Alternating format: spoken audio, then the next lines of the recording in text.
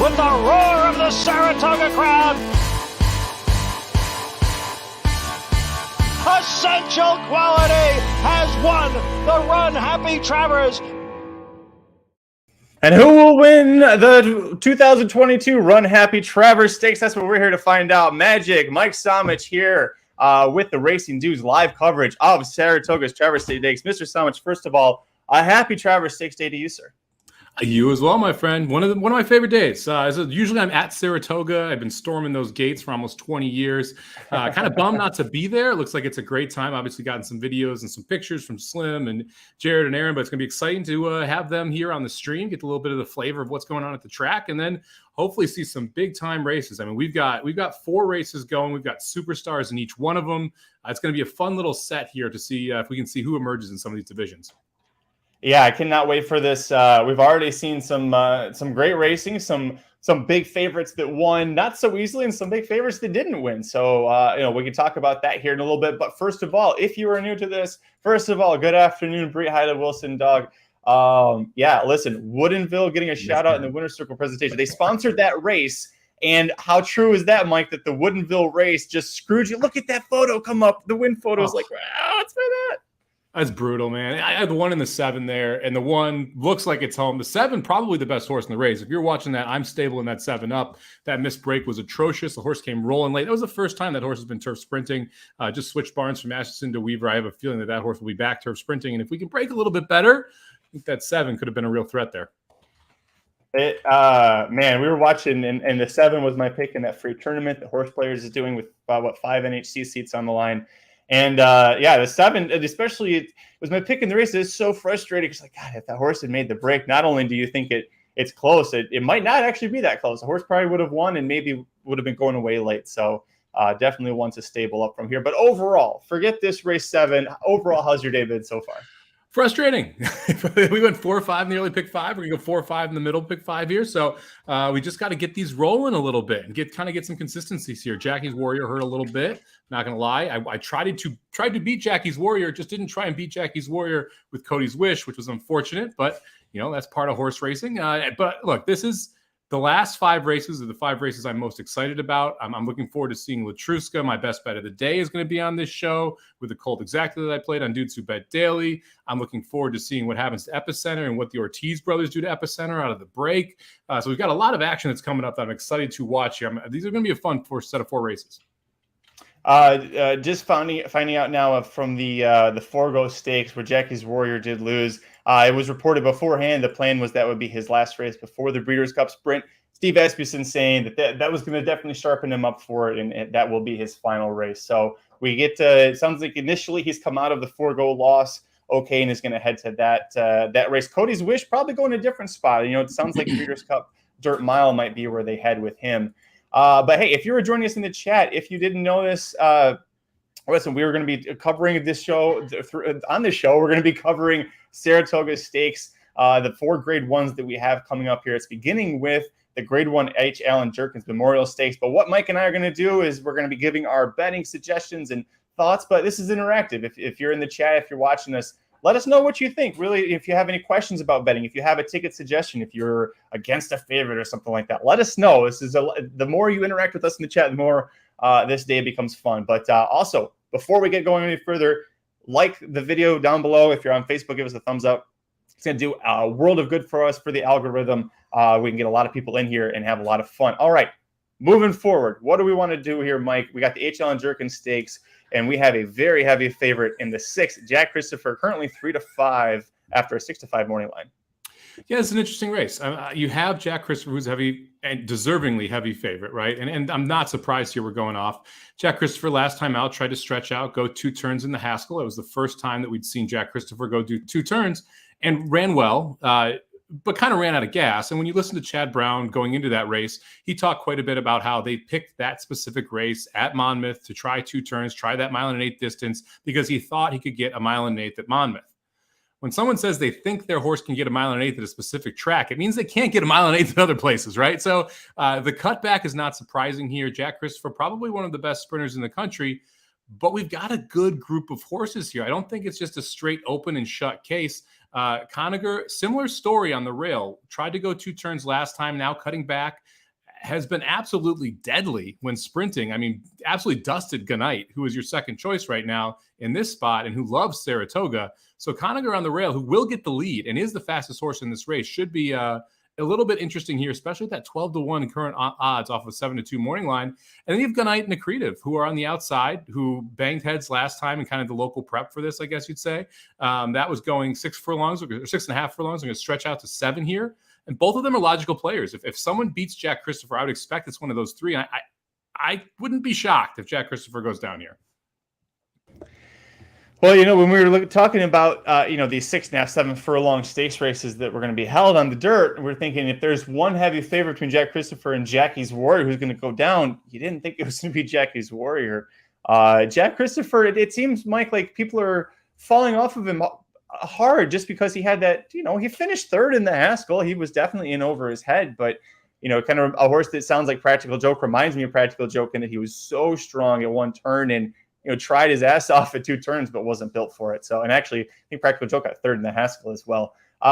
Let's talk about some other horses. I know that someone in the chat mentioned the rail horse Conager. This is a horse that we're all expecting to go to the rail, has the time form early pace advantage on paper, and now he's on the rail, and the jockey that's been aboard him for several of his last starts is here.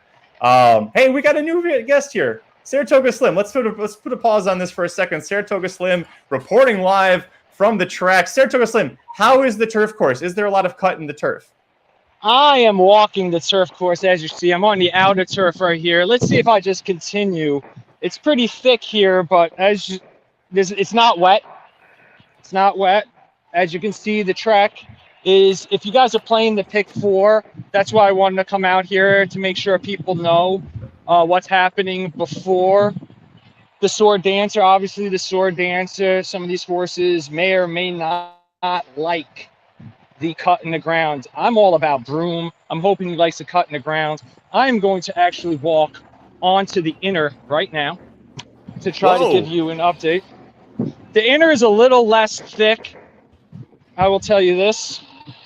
I'm on the inner track where they'll be running the grade 1 Sword Dancer. I feel a little bit soft here, but pretty firm over together. I think, what are they calling it officially on the turf right now? They got it listed as good. Good. Yeah, I mean, I'm not seeing any precipitation.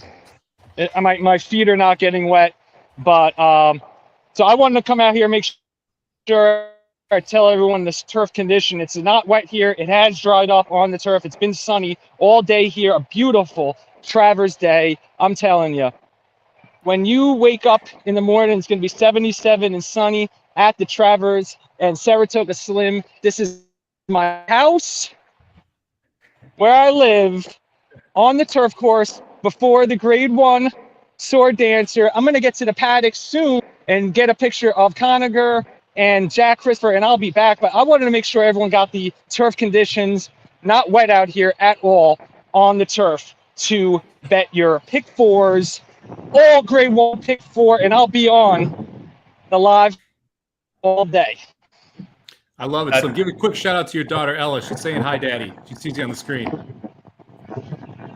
Hi, Ella. Daddy is on the turf course, giving the live update to all the members of the Racing Dudes Nation. We're loving it here. Beautiful day. Can't get better than Travers in 77 degrees. I'm on top of the world. Jackie's Warrior, huge upset early in the day, but Cody's Wish, very for the Mott Barn and Junior Alvarado, who have both been on the Saratoga Slim Backside Vlog. So congratulations to them on that grade 1 win. I'll be back in the paddock. You have any questions for me, Somich or Magic?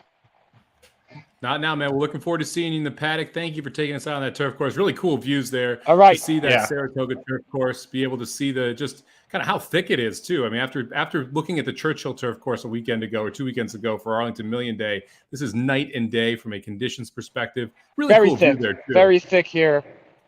Really cool view to see the track behind you there and see all. I'll the be showing everybody. They definitely need to add an access point out there. Other than that, it's going great. Yeah. Cool. Thanks, Lim. We'll check in with you later, buddy. We'll get them out of there. It's a little choppy there, but hey, it'll be a lot better when they're at the paddock. And if you missed the Racing Dudes tournament show from a couple of weeks ago, when Aaron was live at the track, we turned it into a contest to see how many people would dab him in the line or as he would go by in the walkway from the paddock. So we're going to have fun with that before each race as well. It's going to be a good time. Hey, let's go back here to the Jerkin Stakes here. So Conagher, I want to go back to Kevin O. asked us a question here. Does Conagher have a chance? I'd say yes, because a lot of us, I think, put him at least in our top 4, if not on top, Mike. Yeah, I mean, the effort 3 back at Churchill at 7 furlongs puts him in the game, right? I mean, 104 Beyer, wires the field, and clearly he's going to go here. I mean, that's the thing. The other speed, look, Jack Christopher hasn't really gone in any race. He's one of those horses that likes to sit behind 1 or 2 horses, and it doesn't really just want to go to the front. Last time the Conagher faced the other speed near Goodnight, he said goodnight and just ran right away from him. And it was never really a threat up front. That was also at 7 furlongs.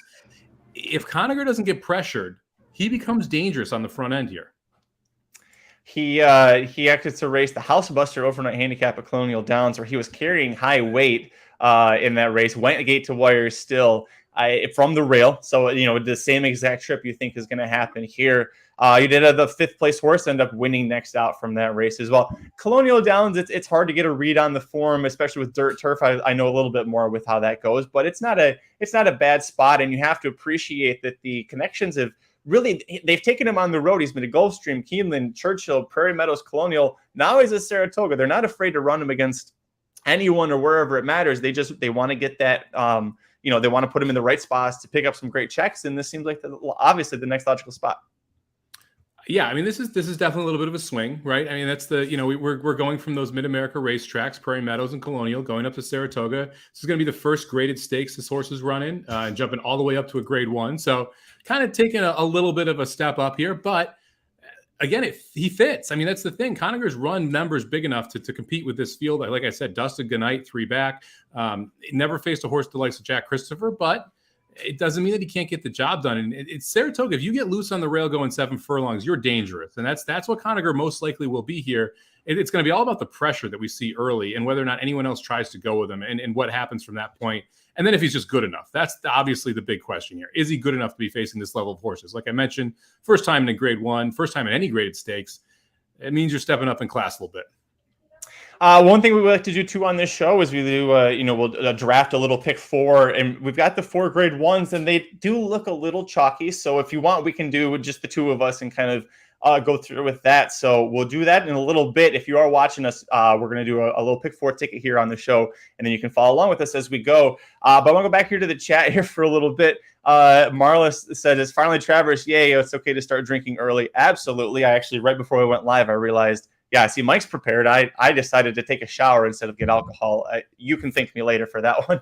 The special Golden Kitten says boozing has commenced. Yeah, careful. Remember it's a marathon, not a sprint, little kitty. Just remember that on that one. And then, yeah, I did see this too. More Than Ready passed. Was last night, I think, euthanized. Yep. 25. Hell of a. That's a great age. Hell of a career as a sire. So we just had. Oh shit! He just had a winner today, didn't he? A ton of influence on the turf. A wonderful synthetic sire as well. More Than Ready is going to be one of those that's definitely going to be missed.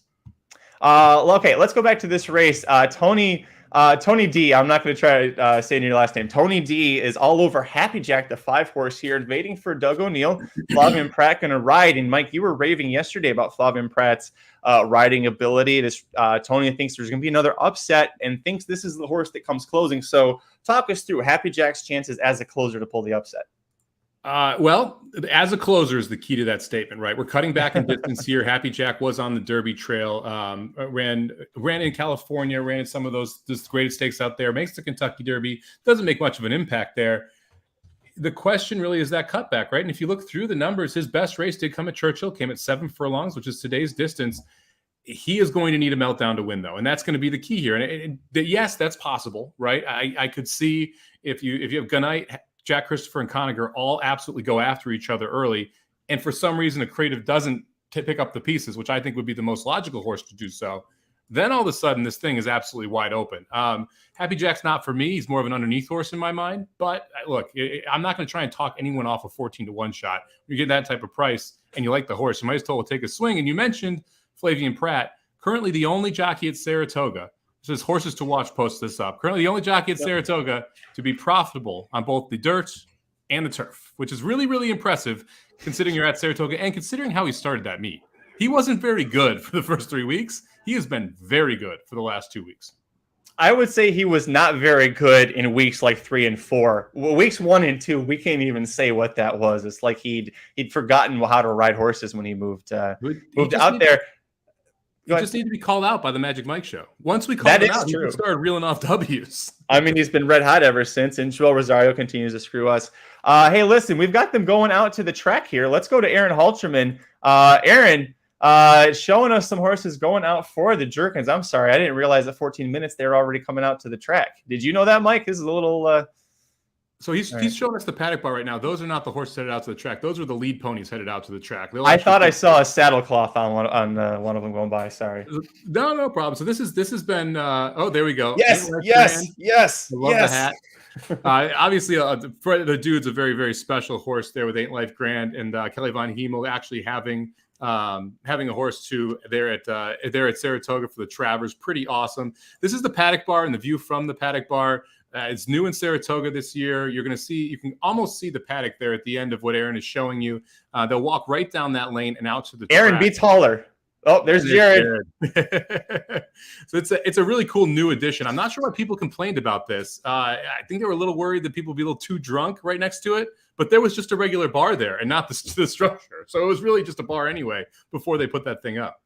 Also, I mean, like if Kentucky Downs can get away with it, where you just drive your truck up to the rail and just barbecue at the end of the track, like that's pretty good. Yeah. All right, we'll come back to those guys in a little bit. So yeah, we'll pull some back out here. All right, let's keep going. Let's talk back through here. Some more people. Greg saying, I don't think every race will have a Cody's wish. Greg, for our betting purposes, I will say I agree. I hope that you're right. If we have bombs every race, this is going to be a very painful day for us here. Let's see. What do we got here? Slim's still frozen back there. Isaac says he likes the 6. Let's talk about the 6 here. Jack Christopher. Yeah, that's a good horse. Sorry, I didn't realize Jack Christopher was the 6. Yes, great horse there. How about this? If Isaac wants to bet the 6 to win, Jack Christopher, what is the lowest price that you would recommend he take? To win? To win. Ooh man. 7 to 5. Somewhere in that range. I don't think you're getting anywhere near it. He's 3 to 5 right now. However, if you watch Dudes Who Bet Daily, I did play Jack Christopher in a cold exacta here. I really like Accretive on the outside. It's the other Chad Brown entrant in this spot. The fact that Chad Brown decided to enter a second horse when you're entering Jack Christopher, first off, tells you what he feels about Accretive. Secondly, Accretive has been working very, very well with early voting in the morning, who is going to be your pace setter in the Travers. This horse had a really rough race with Goodnight. Second career race, jumps right up into a grade 2 and runs his eyeballs out against Goodnight and comes out of it training better than he was training going into it. To me, that tells you that the horse is continuing to step forward. He's only run twice. This is his 3rd race of his career. Everyone else in here, you don't have that upside. With Accretive, he can still get better and better because he is so lightly raced. And Jack Christopher, probably the other one you could say that about. So to me, I'm going to play a 6-9 cold exacta for a little bit and hope that we can get the 9 here in second and get a little bit of a price home. 6-9, nice. I love it. I'm surprised it's only $5 right now. I actually expected Goodnight and Conager to be taking more money than they are. Rodney Evans in the chat. He's always been a big Jack Christopher fan. Is all excited about him. Jack has already smoked his field. Don't bet against him. Save your money. The horse is lethal at one turn. Like I said before, reminds me a lot of Practical Joke with his ability at one turn. This is going to be, I would say, as far as one turn fields go, this might be the toughest one he's faced, just because there's a lot of horses he hasn't seen that are coming from all different walks of life to get here. So, Papa Cap, he's beaten twice. Provocateur, and not really much there. So, we'll see what happens here. Yeah, I mean, that's the biggest knock on Jack Christopher is that Papa Cap is what he's beaten. I mean, but he's looked so impressive doing it that I wouldn't consider that a knock going one turn. He looks like the goods. He's acted like the goods throughout this process. And really, there's question marks around every other horse in this spot. there's no question marks about how good Jack Christopher is. I mean, this is a horse that could be one of the favorites in the Breeders' Cup Sprint in a few months, and now is facing 3-year-olds that are a lot of them that are not nearly as experienced as he is. If Jack Christopher wins, after what we saw with Jackie's Warrior, who do you put as the sprint winner, or who's that's not winner, as the division leader? Jackie's Warrior is going to be the favorite. I mean, if you look anywhere right now, that she is the favorite. Jack Christopher could stamp himself as a clear second choice in my mind if he is able to kind of get this going here. But we'll see if it works out or not for Jack Christopher here. But I think he's going to run a pretty big race, and he's going to end up being one of the betting choices in the sprint. Aaron froze right when I was pulling him up there because they're coming out to. Oh, I don't want to be up in the middle there. See if we can get they look like they were starting to walk down the ring here, so we'll have him ready to go in just a second. There they are. Oh boy, this is not the same internet connection speed that we've gotten from previous trips at Saratoga. It's a little bit busier today. Well, that's true. Yeah, that's a little bit too. Greg says that Accretive and Running Son of a Gun interest him. There goes Running Son of a Gun right there. 30-1, right? 35-1 right now. Running Son of a Gun. Not a horse that I looked at. What about you, Mike? Or considered strongly? Yeah, I mean, this is one of those where, like, if you want to use it underneath, I guess you can make an argument. As a career best race last time out in the Amsterdam, should enjoy the extra half furlong here. Not sure he was going to make an impact on the top two, Gunite and Accretive in that spot. For me, Accretive is the horse that I'm interested in to try and upset Jack Christopher at a price. I mean, I'm 6'9" in most of my bets here, and then I have a cold 6'9" exactly that I'm playing. Man, we'll see what we can do. Jack Christopher looks like a monster, though, man. That is a beautiful horse in person. I was able to see him at the Travers. I mean, the Haskell, and that was he is a specimen. Here's Gunite. How do you say it? Jared says it like he's saying good night with a southern accent. You say Gunite or Gunite? I say Gunite because it's a gun runner. Right, so same. Yeah, so to me, it's like you got to kind of give a little gun runner tip of the hat to that horse. Okay. We're about to have the most important part of the entire stream. How many dabs can Aaron get? Is he even going to reach out here? I'm not actually. I don't know if he can. Jared's going to do it. Okay, Jared's going to try and get it for us. All right. We'll have to see. So we can't really see. There's one. All right. It's funny. The internet. He's just calling them out too. It's funny how there's two starting to work better now that we have less horses going through there. Let's go. All right. Yay. All right. There we go. 3, 4. So this is the kind of the walk at Saratoga. 6. If you're part of the connections, you get to walk down this after the horses were in the paddock, kind of walk down to the rail, watch your horse run there, and then hopefully walk into the winner's circle. There goes Bobby Flay. Not sure if he's got a horse in here or not, but he did not dab Jared up there. No, but he might have been carrying a couple like carving knives or something. I don't know. He's a chef. Maybe he just carries them around and does that. From what we could see there, and I know that the footage wasn't perfect. We apologize, doing the best we can. As he said, there's 50,000. Jason said 50,000 people sucking that internet dry. But Jason, are you not there? I thought Jason had a season pass. I thought for sure. Well, maybe he's there and just in the chat. Katie Page says Jack Christopher doesn't look like a horse. He looks like a machine. Just can't take 1 to 2.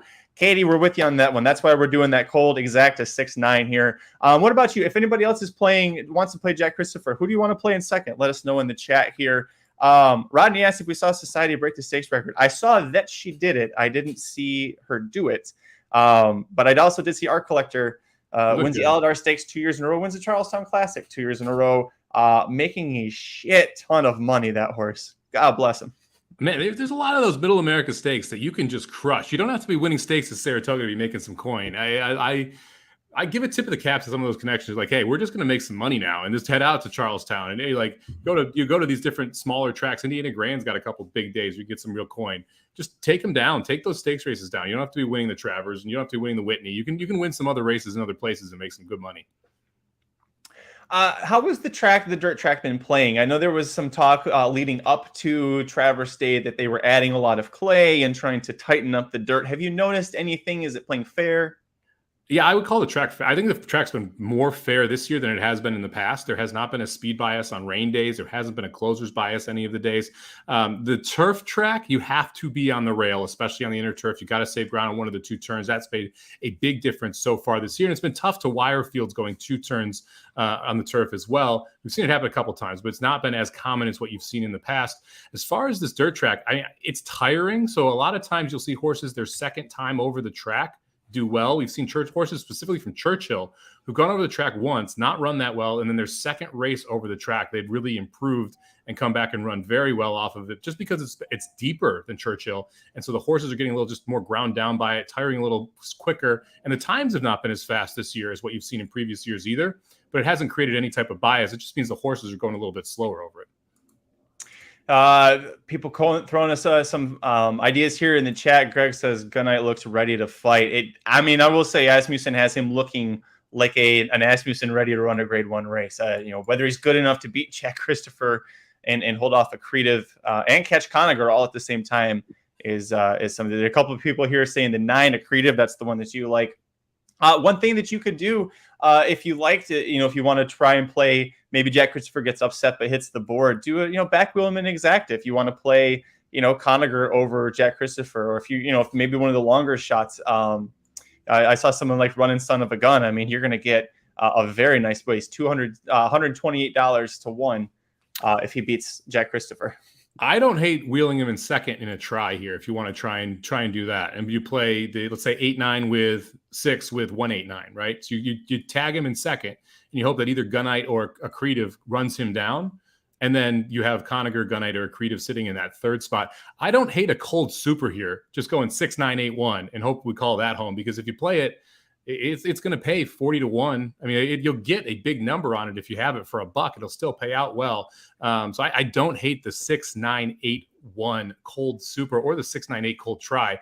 This type of race, if you like Jack Christopher, you got to be aggressive and you got to be very forward in your bets and make sure that you are just trying to hit cold bets so that you get the proper payout. You could play, dollar try 6 with 8-9 with 8-9, and then come back with a $2 try 6-9-8. So if it runs 6-9-8, you have a $3 on the try. But you really have to make sure you press whatever your opinion is in these type of races if you're going to put the favorite on top. Boy, still 2.5 to 5 or 1 to 2 there on Jack Christopher. This is, he looks good. You see him go by there with Jose Ortiz, but I keep thinking this is definitely the toughest one-turn field that he's faced. Facing Cyberknife and Table last time out was probably tougher, but what did that take out of him too? You could question that at this kind of price. These are the 3 best horses that he has faced at one turn: in Conager, Gunite, and Accretive, in my mind. Yep. So I would agree that this is definitely the toughest field. Papa Cap would be the 4th or 5th choice in this field. And that's the horse that's run second to him the last 2 times we've seen him go one turn here. So, for me, he looks great. The price at 1 to 2 is tough to swallow considering he's facing this field. Slim, did anything stand out to you when you saw the horses?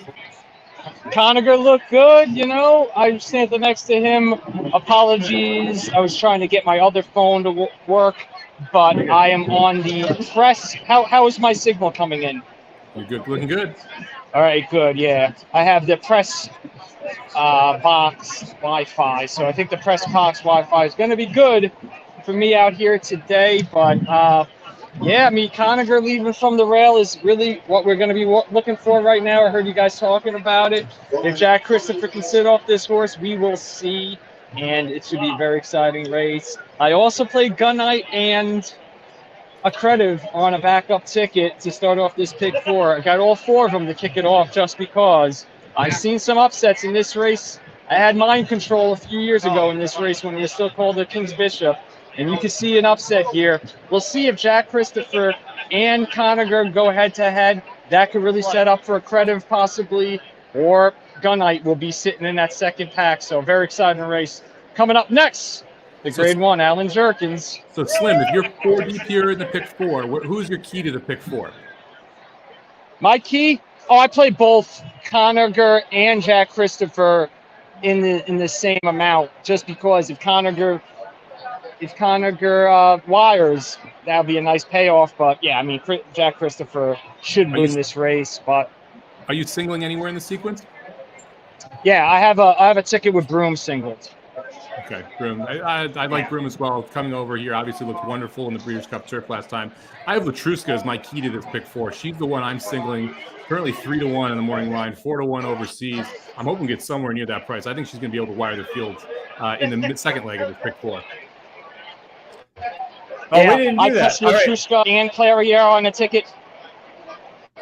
Hey, Slim. Hey, Mark. All right, so we're gonna jump off. I'm gonna jump off into ticket, and then we'll see you in the winner's circle.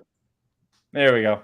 I just realized we didn't do our draft pick 4. No, let's rip through it. We each get one pick a race, and then we get one wild card in the sequence. Yep. All right. So we'll start here with the Jerkins. Who do you want? Jack Christopher and Accretive? Yeah, I think that's what we. I don't think we need to go any deeper here. Nope. We'll do that. Personal Ensign, Latruska, and who? Do we go Clariere? Yeah, I guess we go Latruska Clariere. All right, so 6'9", 1'3". The Sword Dancer, this is where we're going to have to pick. Broom, we go with, who do we take with him? Do we take Gufo at 9-2? Is this the time you take him? Well, we're not going to go any more than 3 deep. So let's go 5 deep here. Okay. Let's go Adhamo, Broom, Gufo, Soldiers Rising, Mirror Mission. I know you like the 10, so let's get your 10 in there.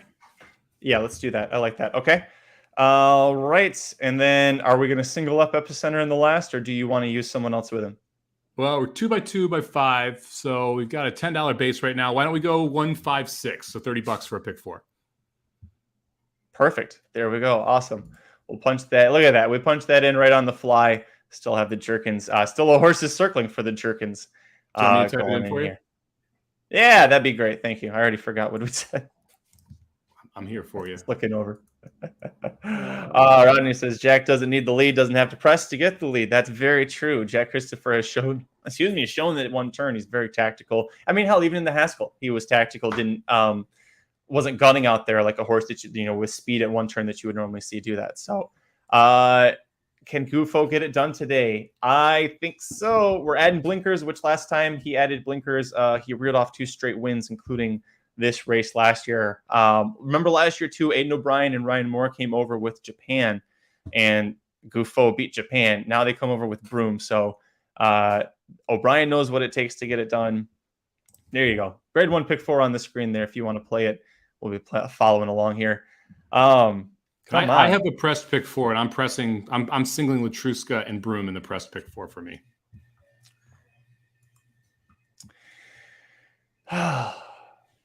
I am excited. This is a fun. This is. Oh, we don't have a pick 6 that starts here. Okay, I didn't know if we had one that went all the way to the very end as well or not. And then the pick 5 that you and I covered starts in the next race too.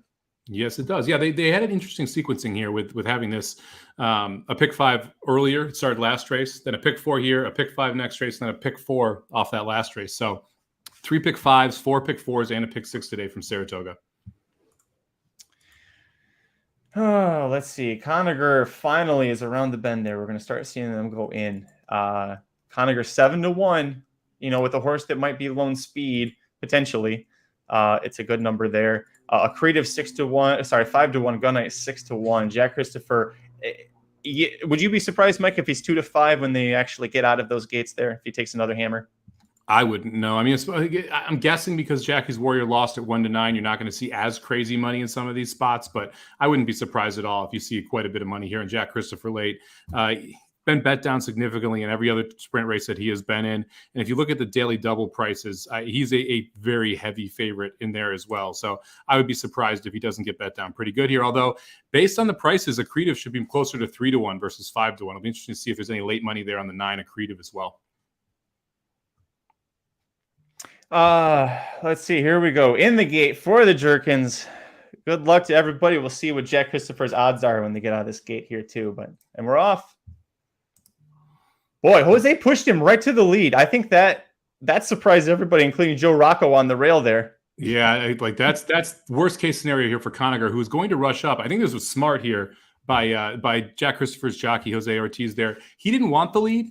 He just didn't want Conager to walk to the lead. And so he used some of his own speed to force Conager to push a little bit more on that horse and kind of get out there. And so even though it's a 22 22 flat, basically opening quarter. Conacher had to go closer to 21-4 to actually be able to get out there and get that lead. Jack Christopher sitting in a great spot if he's good enough. The 9 Accretive looks pretty good too, and Gunite kind of ranging up as well. The 4 main contenders look to be the 4 main contenders heading into the far turn. I'm watching Jose's hands on Jack Christopher, and they're moving more than you would want to see on a 1-2 at this point. Gunite's looming pretty nice. Accretive's being asked. The nice thing about Jack Christopher's move too, with Jose Ortiz is he beat Gunite and Accretive to the punch. He didn't let either of those horses get up on him. Here he comes. Yeah, running son of a gun, running one hell of a race on the rail too. I mean, he's not going to be able to hold on, but at 41-1, he ran a big race here. He did. He definitely ran a big one. Gunite, by the way, everybody was talking. Accretive was the talk out of that race. Gunite with an extremely impressive second place effort. He loves Saratoga. Jack Christopher loves one-turn races, Mike Somich. Yeah, he's tough to beat, man. You mentioned that Jose's hands were moving a little bit more there. They were pretty chilly at the top of the lane. You kind of had a little to get him going, but as soon as he got to the 1 Conacher, it was good night for Conacher, and Jack Christopher was going on by. Again, running son of a gun, monster race there, 41-1. Whoever called that in the chat, excellent call on running son of a gun, who blows this try up and blows the super up there, ends up coming across the line 6-8-2-1, I believe. Let me go see if I can go find that. Yeah, I'll have to watch that replay back on him because just because I didn't notice him until you mentioned how well he was running there. There it is, Greg Riesland, Accretive and running son of a gun interests me. Accretive didn't go with him. Kind of curious there. I'll have to watch back and see what happened. It just seemed like when Gunite took off from the turn, Accretive just kind of spun his wheels. Yeah, he didn't kind of grab to the ground as much as you would have expected there. Ends up running a pretty disappointing 5th or 6th. Obviously got hung a little bit wide, but it didn't. I mean, this kind of set up for him. You would have thought going 22-1, 22 flat, 44-2, he would have been able to run into this pace, much like you saw Gunite run into this pace. And this was really stretching out Jack Christopher, where you go 108-2 and then comes home in 121-2, runs 13 seconds for that final furlong. At 7th furlong was causing some issues there for Jack Christopher. This could have gotten a little funky if we were going a mile. Gunite, by the way, on his wrong lead pretty much the whole stretch there. So I don't think he would have caught him if he'd switched, but he would have, that I might have been a little bit closer there. All right, so next step for Jack Christopher. Do you go to the Breeders' Cup Sprint? Do you go to the Breeders' Cup Dirt Mile knowing it's 2 turns at Keeneland? What's your aim?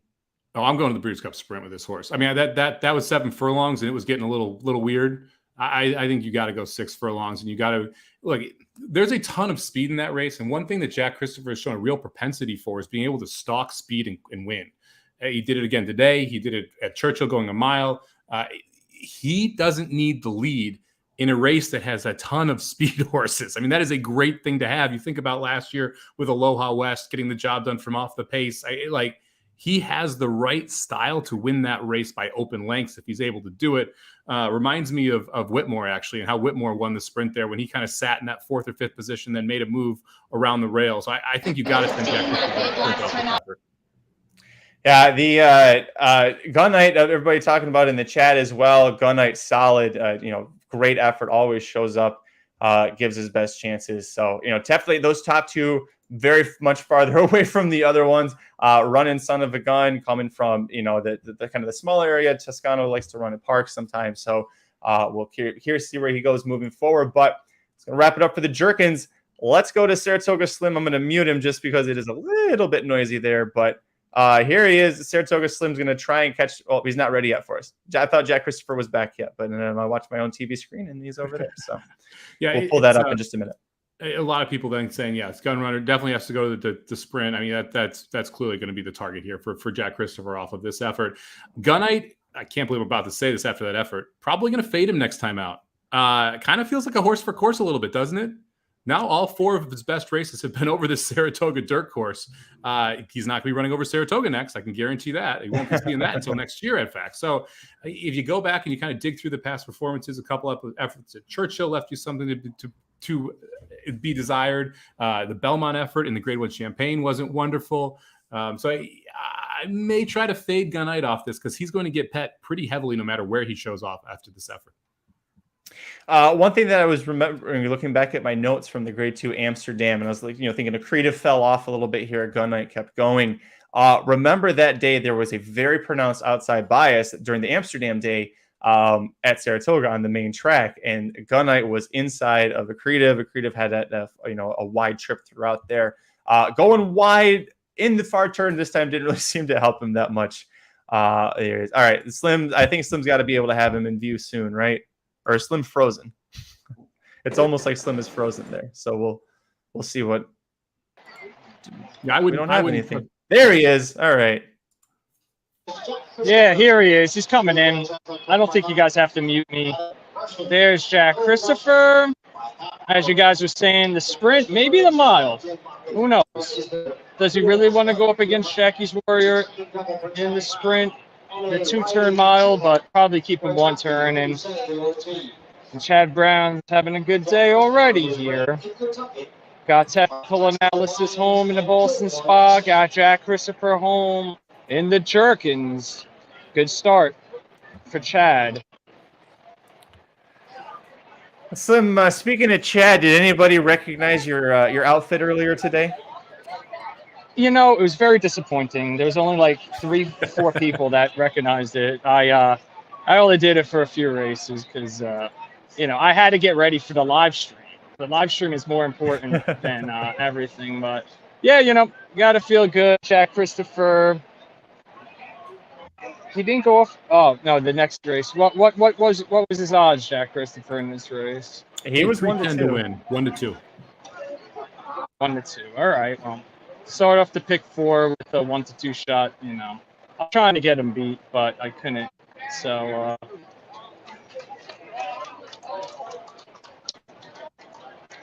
he's a good-looking horse. There's Bradley waiting. Bradley all smiles. Does he have a backwards hat on? He does not have a backwards hat on today, Bradley. I don't know if he has the cast. I don't know. But they're not breaking him out. Jack Christopher. They could have rode Jack Christopher out of the courthouse. That would have been good. If Jack Christopher was waiting outside of there, they would have got out quicker. They might have got out quicker than trying to cut somebody off out of the courthouse. They should have just had Jack Christopher waiting out front. He would have sprinted them right out of there. Chad could have drove him right out of that courthouse. That would have been awesome. That's a good-looking horse there. Yeah, love that blaze on his face, too. It's just such a gorgeous blaze. It's one of Let's those see if I could get a little. You talk about the what-ifs, get a little right? bit with this horse there. I wonder if Jack Christopher would have been able to win the Breeders' Cup Juvenile last year. I mean, he scratched out the day before. We kind of lost him in that shuffle.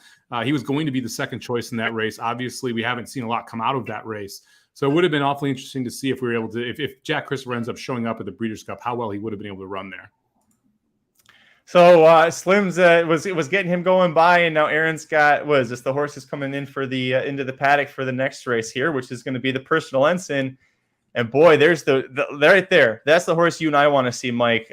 First and foremost, that's Latruska. There's your current favorite, Latruska. Oh, on the board at 2-1. That was a perfect time to freeze as well. That was the 2 search results. There's the 3 Clairiere, who is your favorite in the doubles. So probably it'll even out a little bit, but interesting that the even money's on Latruska. Crazy Beautiful and Malathat. Are they going to race today? Here they come. And this is one of the cooler areas. They are right by the entrance of Saratoga there. You can see the 1, 2, and 3 in the gates in the background. That's actually the playground they have for the children. And then the horses walk right by that playground and right by the gates across the street. And they walk right through all of the back area where all the picnic tables are. So you're able to get a picnic table and sit right by the horses. That 4 was dappled out. Crazy Beautiful looked good. And there's Malathat, who will run second most likely, right? Is that what we're going to say? We won't take home the big check, but we'll probably hit the board. Ooh, I don't know. She had her head down. She doesn't look super happy about being here today. So, Aaron, thanks for that. That was some great footage there. This is the comments coming in for Latruska. Beautiful horse. Yeah, absolutely. So Mike, what was nice to see, this is a filly we haven't seen since the Ogden Phipps Stakes, when she was favored, and to say she threw in the towel, I think is a disservice to towels. I mean, that was a bad race for her. And, she returns here at a grade 1. She looked good. Yeah. I mean, here's the thing with Latruska. Okay. she has folded like a cheap lawn chair twice in her career. That was at the Breeders' Cup Distaff last year, and that was at Belmont in the Ogden Phipps. Both those times, she was awful, right?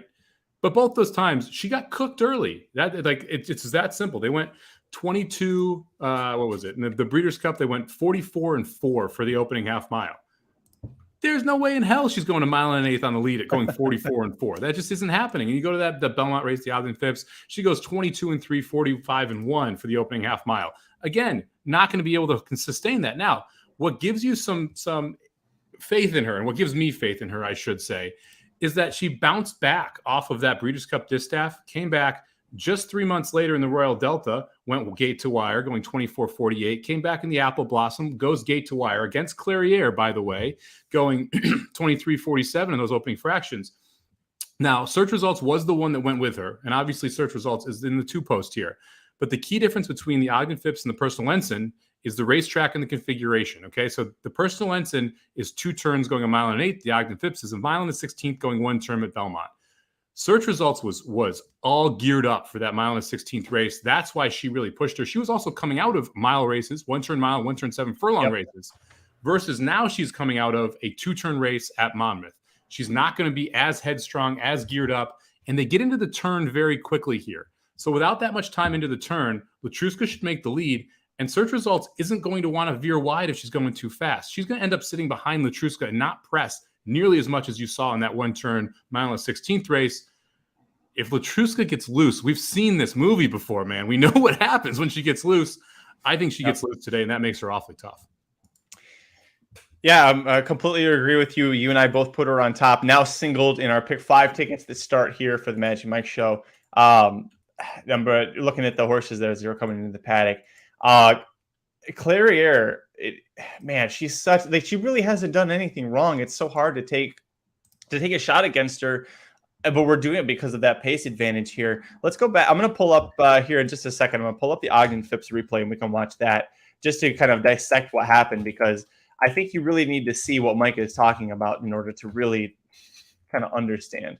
Once you pull up that replay, update your Magic Mike ticket, and then we can stream them on the bottom for everybody who's live here in the feed as well to see our late pick 5s. All right. So Magic's going to pull up the Ogden Phipps here. Again, this is a mile and a 16th at Belmont. And one of the keys here is coming into this race, the 2 races Search Results had run in were both 7 furlong and 1 mile races, where they went 22-4 and 45-4 for the slowest half mile. So the 5-horse is just geared up. And you can see right here, Jose Ortiz is trying to slow her down. He's trying to get Search Results to back off Latruska. She just doesn't want to. And she's used to going this fast, not used to going this long. Now she backs off, and now they both get a little more comfortable. But the damage is already done from Latruska's standpoint. She's already out in 22 and change. They're going to go 45 and change. Search Results runs a hell of a race here, just by the way, to be able to still run third in this spot. But the thing with Latruska is, if you get by her, she's done. But man, if you don't get by her, she keeps going, and that's really the key here. So I don't mind that she quits out of this terribly. That's what she does when she gets past. She quits out terribly. But you got to get by her before she starts to do that. And the other thing is, notice the price here. Latruska 3-5, Clairiere 9-2, Search Results 5-1, Malathat 3-1. The prices have flipped significantly from this race to just one race later here for Latruska. I think that's too much of a dramatic adjustment in the numbers. It's hard watching this just because, like right here, she's done. Yeah. Once Search Results started passing her, it's like, she's done. And now what's the difference with Search Results today versus Search Results in this race? So Search Results went from this race and went to Monmouth. And in Monmouth, she went a 2-turn mile and a 16th. They went 24 seconds, 47 seconds to the half mile, 2 seconds slower than a 1-turn mile and a 16th, because as soon as they hit that first turn, if you are not in the lead, naturally jockeys back off the pace. They're going to be 2 or 3 wide. They want to sit back, and the horse on the lead on the inside gets more comfortable. Today, going a mile and 1/8 at Saratoga, that first turn comes up very, very quickly. Latruska will make the lead. Search Results will be in second, and Search Results will back off a little bit. That will slow the entire pace down. Also, going a mile and 1/8, Flavian Pratt is going to have a handful of reins on Search Results, because the last thing he wants to do going a mile and 1/8 is go 22:45, because he's not running second if he does that. I'll tell you that much. Whereas if he lets them go 24:48, This is a 2-horse race, and the 2 horses are Search Results and Latruska because no one's getting by them if they go that slow up front. Yeah. All great points there. Kevin asked if Latruska doesn't run well, is this her last race? I think absolutely. I mean, she's got, you've said it, I think in our preview, there's no reason for them to keep running her. And if she poops out here, the defending champion of this race, that's it. Yeah. And again, she has thrown a clunker in before, just like that race, and then came back and won 2 straight off of it, right? And it wasn't that long ago. So the key here is that early pace and whether or not you think she's pressed. If she doesn't get pressed, she's gone. If she gets pressed, she's finishing 5th. Like, it's that simple. So you can play her. Like, this is one of those weird horses where you play her on top on the try, or you just leave her off, because Latruska's most likely not going to run 2nd or 3rd here. Either Search Results, Malathat, and Clairiere get by, or none of them get by. Let me see here. Going to pull up where was it? I'm just trying to find the post from when who's trying to get in here now? It looks like Aaron's trying to get here. And anyone who's in the stream looking for somewhere to bet, don't forget to check out BetPTC. Sign up using promo code DUDES. You get a $200 bonus as soon as you bet $750 there. One of the reasons we love BetPTC, you get instant rebates. So if you bet, win, play, show, exacta, trifecta, pick 4s, pick 5s, whatever it is, as soon as the race goes official, the final race of that sequence, you'll get instant rebates back into your account anywhere from 0.5% to 8% to 10%, depending on what the takeout is at that track. So it's a great way to get a little bit money back, and you get it immediately versus having to wait till the end of the month like some other places. Make sure you check out the state regulations for it. BetPTC is not available in all states. Now there are rebates. So make sure you check that out before you sign up. But go over to BetPTC, sign up using promo code DUDES, get extra $200 after you bet $750. Thank you very much for that plug. We are 19 minutes post here. I'm going to put the Shuvi up as well, because this is the race that was last time I was here at Saratoga, and only 4 horses, but you saw Clairiere, Malathat, Crazy Beautiful in this race. Who was the 4th horse that was in? Oh, Exotic Quest. Yeah, I couldn't remember who else was in that race. But let's go through this. In Mile 8th at Saratoga, very similar setup to what we could see here. Yeah, and the one thing that you don't see here is a pure speed burner, right? I mean, that's the one thing that's missing in this spot. Man, Malathat was a short price in this race and never really looks comfortable. Rosario there, if you watch, makes a great move on Clairiere, tucking her to the inside to save ground around this first turn. Malathat 3 wide the entire time. Just never looked like a winner. And Malathat's one of those horses sitting on the board at 5-2. She just doesn't like to win very much. I mean, that's been a problem with her entire career. You go back to that Breeders' Cup Distaff we talked about. She had every chance to win that race. This race, she has every chance to win this race too, sitting at 3-5 on the board, just not able to get the job done. And that's exactly what you saw here. Clairiere gets a beautiful trip here. Rosario's able to find some room, luckily. Got a little trouble here around the far turn. And able to put Malathat away for the 2nd straight race. Crazy Beautiful, who's the 4-horse today, currently on the board at 9-1. Is the 2-horse, and most likely will sit a similar trip like this, but probably not good enough to hang on. Maybe you could slot her in that 3rd spot if you don't like Search Results, or you think Search Results and Latruska are both going to burn each other up. Right here is the trouble you see Joelle get in with Clairiere. But really, as soon as Clairiere gets loose, and you're going to see that here in about, I'd say, 5 seconds, she just looks like a winner. And you can see Malathat already getting asked there by Velasquez on the outside, and really has to grind down to even get by the 2 Crazy Beautiful toward mid-stretch. Yeah, Malathat, I really thought this would be a race where you would see the improvement from her because she'd added blinkers, and Velasquez had thought that the reason she lost the Ogden Phipps was that she's looking around a little bit, maybe she needed to focus. Are you surprised that they kept the blinkers on her after losing to Clairiere by a wider margin at going a mile and an eighth? No, because Clairiere got a better trip, and Malathat just never looked like herself in this race. She never it felt. This was a Saez ride in a way where I felt like Johnny Velasquez had to work the entire mile and an eighth to get her to go the way he wanted her to go and get her to run the way he wanted her. It just seemed like a lazy effort from Malathat, where she never was really all that focused. Now, you could say it was the blinkers, but to me, I think it was just kind of the trip. I mean, she sat 3 wide on the first turn. She sat 3 wide on the second turn. She got pushed out 4 wide. Rosario, you can see, ducked inside a Crazy Beautiful top of the lane. It wasn't a great trip, and it made that distance at the end look a little more drastic. And again, this is like, I watched that race back. Clairiere's not a world beater. Malathat's not a world beater. Latruska's the best horse when she's herself. The question is she going to be herself today? And what's that early pace setup going to be? I was going to pull up here. Katie, I'm too much of a fangirl. I'd bet Latruska and Epicenter if they're running on 3 legs. It's lost me a lot of money. I still love the game. Listen, as someone who is very much hoping to get back some of the money he's lost on Epicenter, his favorite horse. I hear you, Katie. You are heard on this show. I just want to let you know that. Latruska is still sorry. Go ahead, Mike. I was gonna say, for the people out there who like Broom, you're getting 9-1 on the double right now for Latruska into Broom or for Clairiere into Broom, either one. So if you like either one, you're getting 9-1 into Broom in the second race. I assume you're getting around 18-1 then if you want to play the pick 3 into into Epicenter as well. So this is a nice little sequence if you want to press your opinion here. I know a lot of people love Epicenter. I'm not going to fault you for that at all. If you like Epicenter and you like either Latruska or Clairiere here and you press through those two races, you can put a couple in that middle leg. You're going to get a decent payoff here in the pick 3s. I know we both like Soldiers Rising a little bit. You're currently getting 44-1 on the 1-8 double and 58-1 on the 3-8 double, which I think is a little bit interesting. Wow. Those things that just you hear that you're like, that I don't think that should happen. That doesn't sound like something that we should be able to get here. 15 minutes to post. Saratoga Slim, what do we got here? Oh, we're at the paddock. Let's take a look down at the paddock, Slim. Only 5 horses, so we're gonna have to squint a little bit. Yeah, we have search results coming. There we go. Hey, your internet's much better now that you're in the paddock. There you go. The paddock Yeah, is one of the best spots for internet on that whole track. trying to find the best connections amongst 5G, LTE, Wi-Fi here. How can any of these? I mean, how can any 5 of these horses look bad? I mean, they're the 5 best female horses in the country. I mean, it's just like it's really not worth looking at them in the paddock. It's just like don't all. tell that to early voting, who looked awful in the GP. I mean, they all look pretty good here. I saw Malathat just went out. Here's search results again. I'll try to get over to see Malathat. They all look good, and here's Flavian Kratz.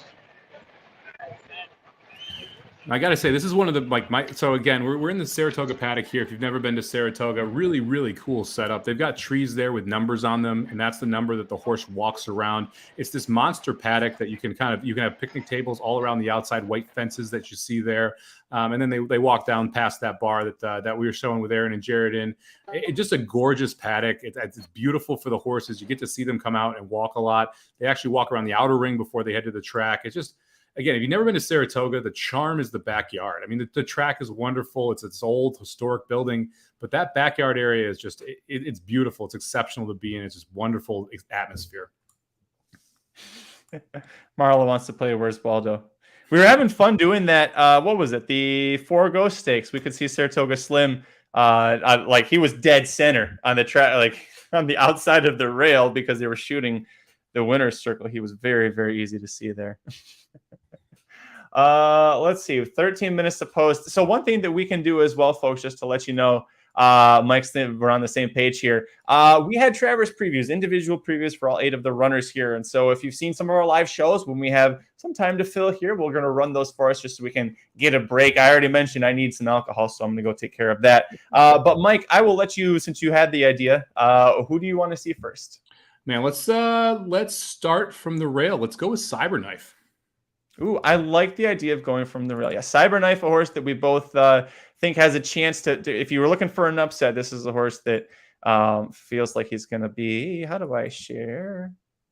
I got to feel, sorry, stick with me. I got to figure this one out. Arlington was a gorgeous track, too. That was another one that had a beautiful backyard paddock, and they had this monstrous 5-story building right behind it that you could see and check out. It's just exceptional as well. So I miss Arlington, too, when you see these different views. All right, Magic, run the video. Sorry, I didn't know that was going to make it work. All right, we'll be back in, how long is this one? 5 minutes. We'll be back in about 5 minutes. So stick tight and enjoy the Cyberknife preview. With the roar of the Saratoga crowd, Essential Quality has won the Run Happy Travers. What's up, everybody? Welcome back to RacingDudes.com. And here we're talking about the Travers contenders. And boy, it's getting close. August 27th, Saratoga. It's going to be maybe the race of the year for the 3-year-olds. I think it could be even better than the Derby. So very excited. This group continues to get better and better and show us a little more and more each time. Each weekend they have big races for 3-year-olds. It's like, yeah, hey, he's pretty good. He's not bad. One of those horses that showed us last time out, the last time we saw him, hey, he is finally a pretty serious player. That's the Brad Cox trained Cyberknife. Of course, last time out, Cyberknife pulls off an upset in the Haskell Stakes. He's able to outkick Taiba to the wire and win the Haskell there at Monmouth Park in a thrilling stretch drive. Listen, Magic may be trolling me that he's giving me this horse. This horse has been a thorn in my side for a long, long time. I remember way back as a 2-year-old, I thought on debut, I watched him and he didn't win, but it's like, wow, he's got talent. He's got a lot of talent. He is very green, but he's with Brad Cox, and I think he'll get it straightened out. We come back to when he runs in his second race. I've got him singled in a pick 5. I'm alive. I'm really confident. He looks like a winner, and he does that stupid shit that he had done early in his career. I'm like, I don't know. So anyway, he's hit and miss the rest of the time throughout this 2-year-old year into his 3-year-old year. He shows up in the Arkansas Derby. You know, Secret Oath is in the race. We the People's in the race. I liked Cyberknife. I had him second that day. He's just kind of screwy, and he kind of got back on track at Fairgrounds when he dropped in class, but now he's going up in class. No, he ran really, really well, and he won, and I think everybody was excited. Kentucky Derby, it was a disaster. He didn't do anything. He goes to the Matt Winn, and it's still like he won the race, but it's like he doesn't want to finish. He doesn't want to get past horses. He doesn't want to run straight. Just a mess. But when Brad Cox brought him to the Haskell, I was very confident that Brad Cox was very confident he was going to show up and run well. He knew Taiba was going. He knew Jack Christopher was going. That had been known for months, or at least not months, but weeks. He didn't care. He sent Cyberknife. He showed that kind of confidence. Brad Cox has always said, this is my best 3-year-old. This is my guy this year that's going to win these big races if anybody is. I've just got to get him right mentally.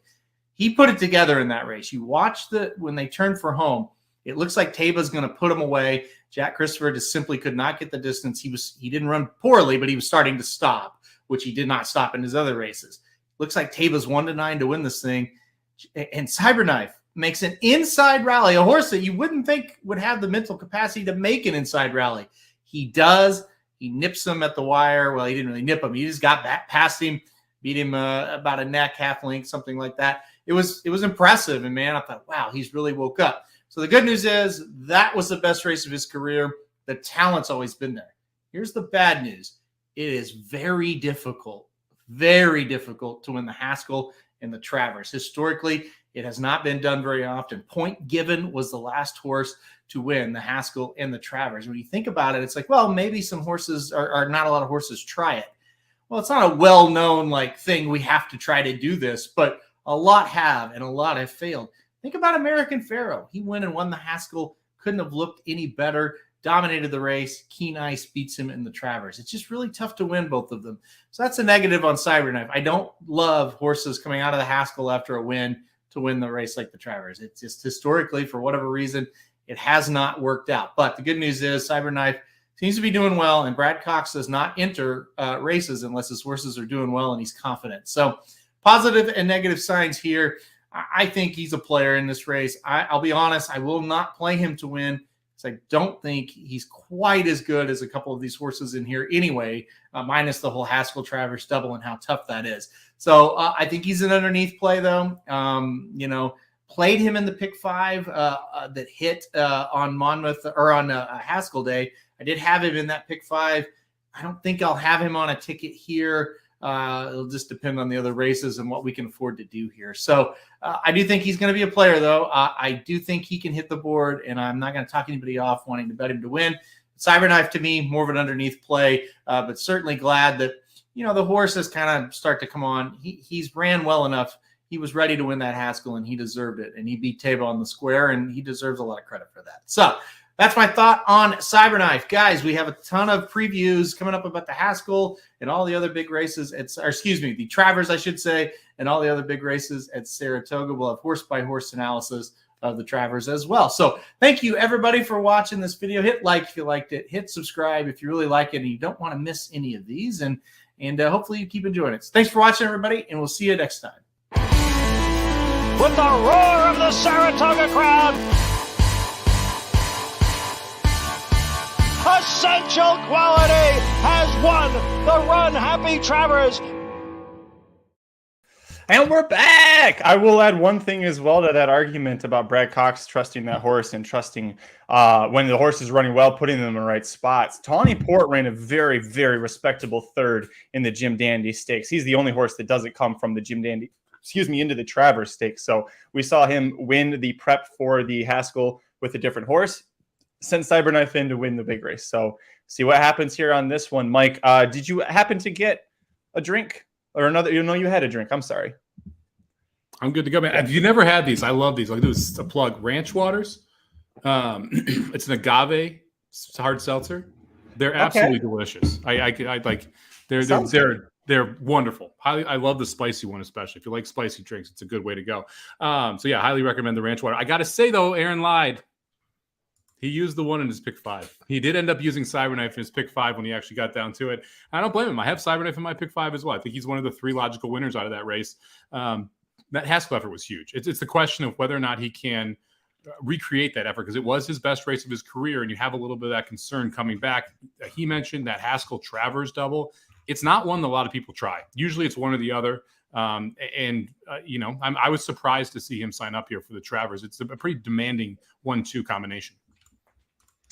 So by the way, if you happen to buy the Racing Dudes Inside Track to the Travers Stakes Wagering Guide, you gotta make sure you get all those words in there.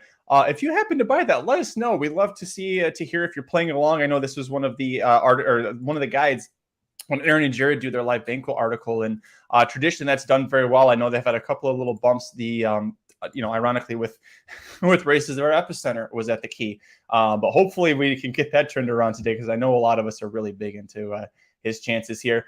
4 minutes to post. You and I had that grade 1 all pick 4 ticket that we put together. We got through the first leg. Didn't really have a ton of question mark about that with Jack Christopher. Second leg, we're Latruska and we're with Clairiere. Still feeling pretty confident about that. Yeah, I like Latruska here. I still like that 5-2 price. You can get her 4-1 if you listen to the Magic Mike show on Thursday in fixed odds market. So I got some money on her at 4-1 as well. I think these are the 2 horses. Like if Latruska, when you think about race shape and how does this set up and who can win the race based off of those shapes, you go, okay, here's the most likely way. Latruska wires the field, or Latruska gets pushed by search results and Clairiere beats everybody else, right? I mean, we just saw Clairiere beat Malathat and Crazy Beautiful. I think search results will have a hard time getting by Latruska and holding off the competition. So to me, the one of the 3 are the only 2 logical winners here. And I like the one Latruska. Saratoga Slim, how are they looking down at the track, buddy? I'd have to say Crazy Beautiful is a lot smaller than the other 4. Crazy Beautiful, if Crazy Beautiful beats me, I'm out of all my bets, so that would not be good, but she's definitely smaller than the other 4, but the other 4 just look beastly. I mean, Latruska looks great.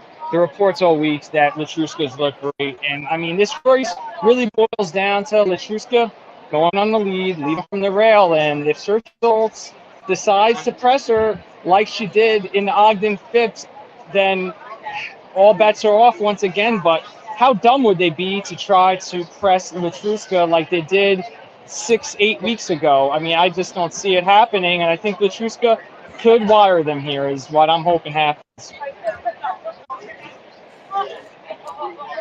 Yeah, I'm with you, Slim. I think the most likely outcome here is that Latruska wires this field, and you nailed it. The question is search results going to press her into that first turn? You got a jockey switch. You got Flavian Pratt now aboard search results. Can you just show us how quick that turn comes up just for the people? So I think that's one of the keys here. This turn runs up fast at 1 1/8. And if you're not even on the turn, you're going to back off the leader, because you do not want to kind of give up that position. And there you can see it. That is not a long run up. He is at the starting gate. That's the full distance to that first turn. So yeah, you put the starting gate right. There's the starting gate right. A little bit of a run up to the finish line. And Latruska trying to cut this corner here.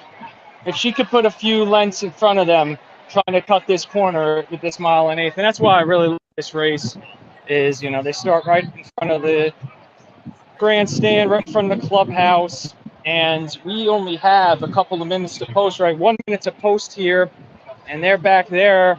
It's Crazy Beautiful. 1 minute to post has been announced. So, yeah, a grade 1, whoever wins this race going to be the leader for the for the older filly and mare of the year. So we'll see what happens here. If Clairiere wins this race, I think she probably has a really good chance. But, obviously the Breeders' Cup Distaff will prove what happens. But if Nest wins the Breeders' Cup Distaff, then the winner of the older filly and mare turf may be from this race for sure.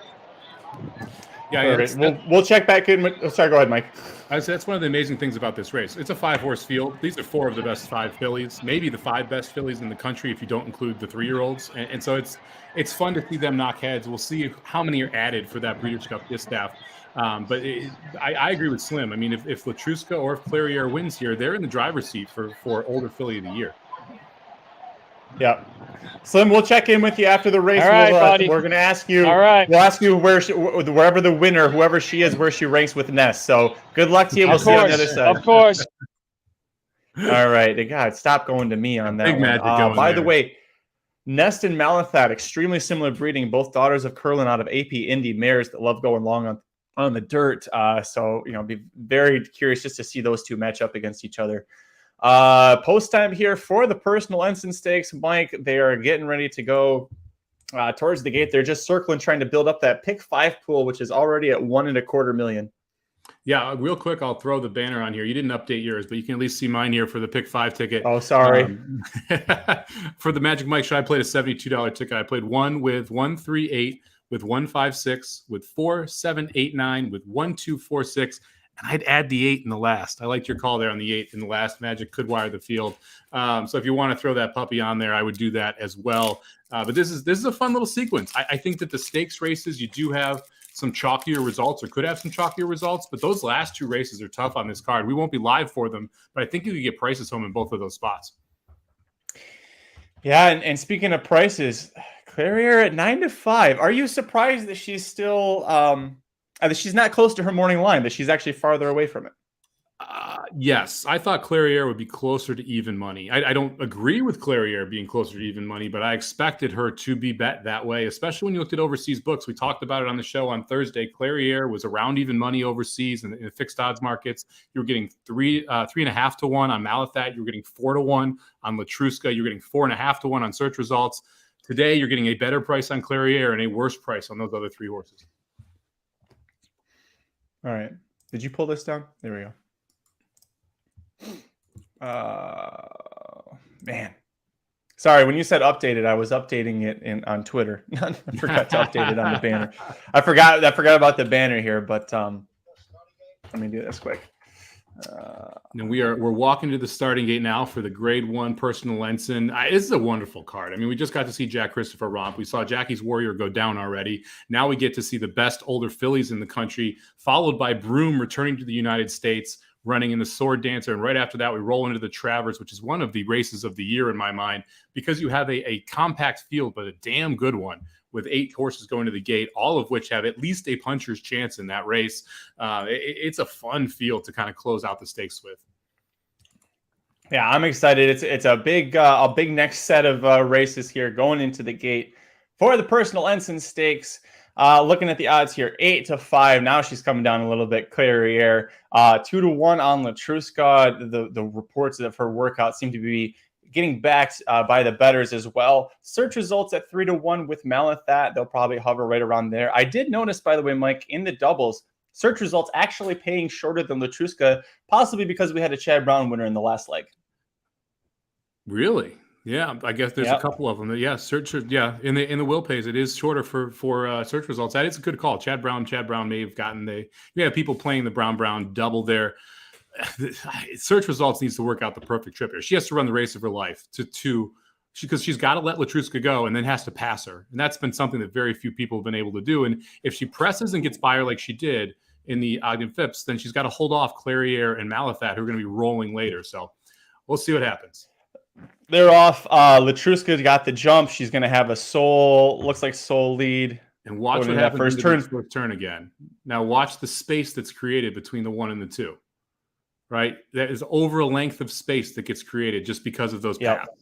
And that is the difference. We're going 2 turns a mile and an eighth and going 1 turn and a mile and a 16th. As that space gets naturally created, Latruska gets comfortable more early in the race. 24 seconds, literally a second and a half slower than what they went last time they were in the Ogden Phipps. If she loses from here, you've got it like that. That's it for her. Like, this is exactly the kind of trip that she won this race, by the way, last year, getting pressured. You remember every step of the way. She was hammered early, and then she got that onslaught where it was a 4-wide photo late. Clairiere, we haven't talked about this, reared up in the gate right before they were about to break. Out of the gate, Rosario immediately kind of reserved her and held her back. That's a very big gap. Now, we're not going to second guess Rosario on this show, but that is a very lengthy gap for the favorite. Especially when they go 48 and 1 to the half. I mean, that is a slow first half mile for what we've seen from Latruska in the past and what we've seen search results in the past. You would think that the top 3 are pretty loaded at this point, and there's going to be take a monstrous effort for Clairiere to make up that type of ground. You just see Jose Ortiz right now checking behind to see where Malathat. He's probably looking for Clairiere, wondering where Joel Rosario is. He's got Flavien Prat coming to the outside on search results. We're going to have a horse race here, Mike. Yeah, it's down to these two, and this is exactly what search results need to do, is sit outside of Latruska, and then the question was, can she get by? And the answer is yes. And now Malathat going to make this run, and she's going to try and make it close. Is Malathat? Look at Malathat! Holy smokes, Malathat! Wow, big effort from Malathat. Yeah, no excuse there for Latruska. That was exactly the trip we wanted. Nope. She just wasn't good enough. Search results, excellent effort. I don't know where that came from Malathat. We've been waiting to see that for 2 or 3 times. She had a better trip. We talked about her 3 wide last time. That was a hell of an effort there from Malathat. That's what we were looking for 2 back, and that's what we were looking for last race, and we just didn't get it. That's actually wildly frustrating as a bettor to see her run that race after running those other 2. But what are you gonna do? Oh wow, and a very improved effort. And we're watching the replay now, and she put in the gear. It's her style. This is how Malathat has won races. Is she's a grinder. There's nothing flashy about that turn of foot. She just keeps coming and coming and coming. She's like the Energizer Bunny. I will say one possible angle, hindsight's 2020 here. One possible angle, this was her second time wearing blinkers. And I know sometimes, Mike, that's an angle that you like, is that the first time the blinkers are on, the horse isn't always, each horse is different. The horse isn't always responsive right away. But keeping the blinkers on, when she regressed, you could say, last time out in the Ogden Phipps, it seems like it worked out for her here. Yeah, I'm sorry, the last time out in the Shuby. This was just a night and day difference in the effort, right? And we talked about how she never looked comfortable last time that she ran, and that Clairiere just looked comfortable the entire time. This time, Malathat looked comfortable throughout that race, ranged up well on the backstretch, and kind of ran into Latruska in search results, and then wheeled 3 wide after saving ground and just went right by. I mean, this was what you expected in the Breeders' Cup distaff from Malathat. This is what we thought we were going to see from Malathat when she was running in the Shuby. This is what we thought we were going to see in the Ogden Phipps, which the race set up beautifully for her. It's the first time we've actually seen it. A really improved effort, third off the layoff. Like, this is the frustrating part about Malathat, because now you get her at 3-1. She's going to get bet now off this effort. And now what do you do with her in the future? Because she's still a hard horse to trust. And this was, maybe it's the blinkers here. Maybe the blinkers made that difference. I'll be interested to see what the numbers come back here. But this was a good race. I mean, they went 111 to 6 furlongs. They went 135 to the mile, and they came home in 148. So racehorse times here. And Malathat looked great. Clairiere, you kind of just draw a line through because of that break. Yeah, Clairiere never got out of 5th place there. I'm going to say that something happened when she reared up, she got nicked or something, because from the moment she broke, she was slow and just never seemed engaged. Even when Crazy Beautiful was several lengths behind the top 3, didn't show any interest in wanting to try and pass her. So we'll wait and see what, hopefully she's okay, comes out of this. Malathat, yeah, I agree with you, Mike. 3-1 was probably the best price you could get on her for the rest of her career. But she picks up that big win, finally turns the tables on Clairiere. Let's take a look at this from a Breeders' Cup distaff position. This wasn't a winning year in this year. I don't understand why, but let's assume we're talking Breeders' Cup here. How do we want to look at these horses? How do you rank them right now, Mike? Well, I would assume we're not going to see Latruska at the Breeders' Cup. She got everything her own way there and was not able to get the job done. So I kind of agree here with Bree. I think we're off to motherhood for Latruska, and that she's just not quite the same where she was. I think search results is 100% a threat. I don't know if she can win, but she is definitely a threat there. Clarier and Malathat. Look, I don't trust Malathat. And now we need to see what the pace setup is too, because if Latruska doesn't go, this pace is all of a sudden a lot slower. So we'll see what happens when you kind of roll out these top 3 horses, or when you roll out search results, Clarier and Malathat out of this. One thing, you might want Clarier back. If you liked her today, this is a draw of the line through it. The break was the reason. She ran okay after that. She kind of quit once she started to make up ground in the stretch. If you like Clarier, this isn't the reason to stop liking her. This is the reason to hope we get a better price on her next time out. Malathat's the problem here, right? Because if it was the blinkers, Malathat's the best horse in this race. She was the best horse in this race 2 back and didn't get the job done after we saw Latruska kind of give it up after the pressure. So Malathat becomes the problem for me, whether or not you want to use that horse going forward and whether or not you trust this effort, especially at a shorter price next time. Let us know what you thought in the chat. This is, the distaff is 1.1 miles. That is correct. It'll be at Keeneland. Malathat, correct me if I'm wrong, won the Ashland Stakes. I'm going to pull up her chart here. Yep, she won the Ashland Stakes at Keeneland. That was off of that long break, by the way. Remember, she was coming back from 4 months away and had to neck out that victory and then went straight to the Kentucky Oaks. And then she also won the Double Dog Dare. So Malathat is 2 for 2 at Keeneland, is now 3 for 6, never off the board at the distance. She's not the flashiest horse, but man, she's got to almost be a lock to hit the board in the distaff, right? I would say to hit the board, I think Truth Exposed mentions a horse we haven't talked about yet, who's probably going to be your favorite in the distaff now. Nest, if she goes there, which I assume she will, Nest is going to be very, very, very tough in the distaff, and she will be your favorite. All right, Slim, Nest, here we go. There we go. Nest versus Malathat. What will Todd do? Maybe he puts Nest in the classic then, He's going to have the 2 top choices. But, yeah, the whole race complexion was changed. I was standing, as I said, right at the break, and Clarier just banged her head on the gate twice in a row. So, That's what it was. Yeah, she acted up twice in the gate. There you go, the personal Ensign winner, Malathat, off into the sunshine. And Fletcher team gets it done. This was second time blinkers. I interviewed Fletcher at the beginning of the meet about adding those blinkers, and she's a big horse, Malathat. Those blinkers kept her a little bit more in touch with the field early, and she took over when she had to, passing search results and Latruska, who were setting the pace there. And as you can see, they were not happy. The Clarier folks, Barbara Banke was talking to Asmussen, not happy that they'd banged heads. The Clarier banged her head on the gate and really opened it up for Malathat to win this race.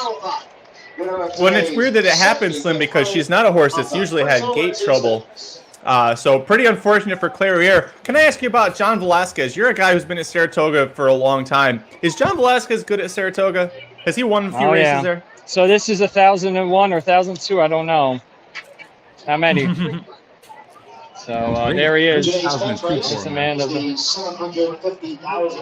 all right, gentlemen. Well, I don't know. Do you want me to get an interview with any of these people, or what do you think? No. Is Nest the best filly for the Breeders' Cup? Right now, I would say so. That's one thing about these 4 horses. They keep beating each other. So, you really can't say any of them are really great, because you see now Malathat beat these, and Clarier beat them before, and search results has been competitive, and Latruska beat them last year. So anyway, Nest is the new shooter out of that group. So I think Nest is a solid favorite for the distaff. So I like it. Perfect. Man. All right, head out to the all right, paddock, gentlemen. Give us a look for the. The sword dancer. I'll be back for the sword dancer in the paddock, gentlemen. I'll try to get a better connection. My connection right here is working a lot better because I'm using the press box Wi-Fi. But once I go to the paddock, it's not working as well. So dab up Jared and tell him to buy you a hotspot as you walk by the bar. Yes, I think I need one of those. All right, gentlemen. See you soon. All right. See you, Slimmy. Perfect. Saratoga Slim giving us that great access there. Let's go back to the chat here because, a lot of people. Truth Exposed had it. Where did you go? Oh, you just hit me. You just disappeared. I didn't do that. Oh, it's Slim. Slim's trying to get out of it. It's hard to do this on the phone. Ness will probably win. Greg says, I thought Truth Exposed. This was funny. We'll wire them for the shits and giggles of it. Listen, if you're the connections, Mike, if you're the connections of Nest, at this point, what do? Do you go Distaff or do you go Classic? Oh, you go Distaff. She's 3. Like if you think about Zenyatta, she went to the Classic when she was 4 and 5 after she'd already won the Distaff. There's no reason to go to the Classic. I get that she wants more distance and all that jazz, but why would you go to the Classic and run against Flightline and Life is Good and all that when you can go to the Distaff, lock up female horse of the year, and just, I would say, be a pretty short price against this field coming out of this race. Depending on what happens, we're talking horse of the year. If she goes to the Distaff and wins, if she doesn't lose again, we're talking horse of the year for Ness, possibly. Yeah, I know you're raising, but like, would you give it to Epicenter? I mean, you're going to look at the older horses, but you're definitely not giving it to a 3-year-old male right now. Like Epicenter would have to win this race and the Classic in like record time to be considered over her. If Flightline wins the Pacific Classic and the Breeders' Cup Classic, he wins. That's the thing. Flightline's the clubhouse leader. If Epicenter wins the Travers and the Breeders' Cup Classic, he wins. I mean, like you're gonna have 4 horses, 4 older males that can go into that race that could all win horse of the year if they win the. She should be in the final top 3. That's what I'm saying. She should be top 3. I don't think. Yeah, I guess if it's Epicenter or Flightline that wins the Classic. I guess it's a different story. If it's Taba, get the fuck out of here with that. No Taba winning horse of the year. Truth Exposed. Listen, Truth Exposed says Flightline investing with Ness at a mile and a quarter. But I'm with Truth Exposed. Would you pay to see that? Ness versus Flightline in the Breeders' Cup Classic. Because Flightline's done after the Classic if he even gets there. Well, we'll see. Maybe we'll see him in the Pegasus. You've seen a lot of horses retire after that now. I don't know. I like Flightline's damn good, people. I don't know why people hate on Flightline so much. Yes, he's fragile, but when he's on the track, no one is close to that horse. And obviously, there's distance concerns. We haven't seen him go a mile and a quarter before, but I mean, we saw Authentic go a mile and a quarter. like there are sons of Into Mischief that have gotten the distance now. You can't just say that it's a distance problem for Into Mischief. It's not preferred, but when there's ultra talented horses, sometimes they can kind of buck the trend in that sense. So, look, I haven't seen anyone as good as Flightline on the track yet this year. It's that simple. We'll see what happens when you get the longer distances. Truth Exposed has long been anti-Flightline getting a mile and a quarter. So when the Pacific Classic happens next weekend, a lot on the line for a lot of line on the people. Yeah. I do want to also, where is he? I just lost it in the chat. Demetrios was hyping up. Demetrios is betting overseas. This isn't something we in America can quite see, but was able to get place market odds of 195 on search results. Admittedly, not the horse that I would have picked out of that group two if I was going to try and, definitely guarantee hit the board. But if someone told you almost 2-to-1 odds on search results to hit the board, would you have taken that? I mean, to place it, look, it returned 370 versus almost $6 for Demetrios here. So, that's a heck of a price. If you're getting 2-to-1, now if that's $1.95 for $1, that's a little different story because then you're making close to what the payout was. But hey, take the money and run, man. If you're able to get it home, then do it. All right. What do we got next up here? We missed up the we're gonna have to time this a little bit better next time. We didn't realize they were trying to give us the paddock shots or the tunnel shots of those horses. It was only 5 of them, so we didn't really miss that much. But we'll time it better. How about we take the break after they give us the horses coming back from the paddock this time? What? Let's throw one up now, and then we'll do the paddock. Oh, that's a good idea. And then we'll do. So let's throw the 2 horse up this time. Second out from the rail, your Travers Stakes here. Let's throw. Oh boy, Rich Strike. This is going to be fun. Actually, save Rich Strike. Throw Ain't Life Grand up next. We'll let the haters come at me for my Rich Strike slander later. Oh, you're the one that did Rich. I couldn't remember who had done Rich Strike. Oh no, okay. I didn't do Rich Strike. Never mind. Yeah, you can throw him up then. I gave Rich Strike slander in the Travers preview that I did. That's true. Well, I mean, that's pretty easy to do. You also probably gave it to him in the Belmont preview if you did it on that one, so it's easy to see. All right, we will be back in. This one is about 5 minutes. We'll be back for to talk about what is the race, the Sword Dancer, a Breeders' Cup win you're in for the turf. And until then, enjoy Rich Strike. With the roar of the Saratoga crowd,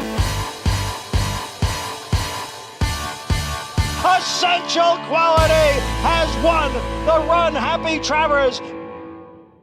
What's up, guys? Jared Welch, RacingDudes.com, back for our continuous coverage of the Travers Stakes this weekend at, where else? Saratoga. And boy, this year's Travers is shaping up to be a doozy of a race. 3-year-olds. This seems to be the race that is going to, at least for the time being, put one of these horses up on top, at least a clear on top, as we move forward towards the Breeders' Cup. And who's going to win the 3-year-old of the year? It seems like it's still wide open. So we'll find out.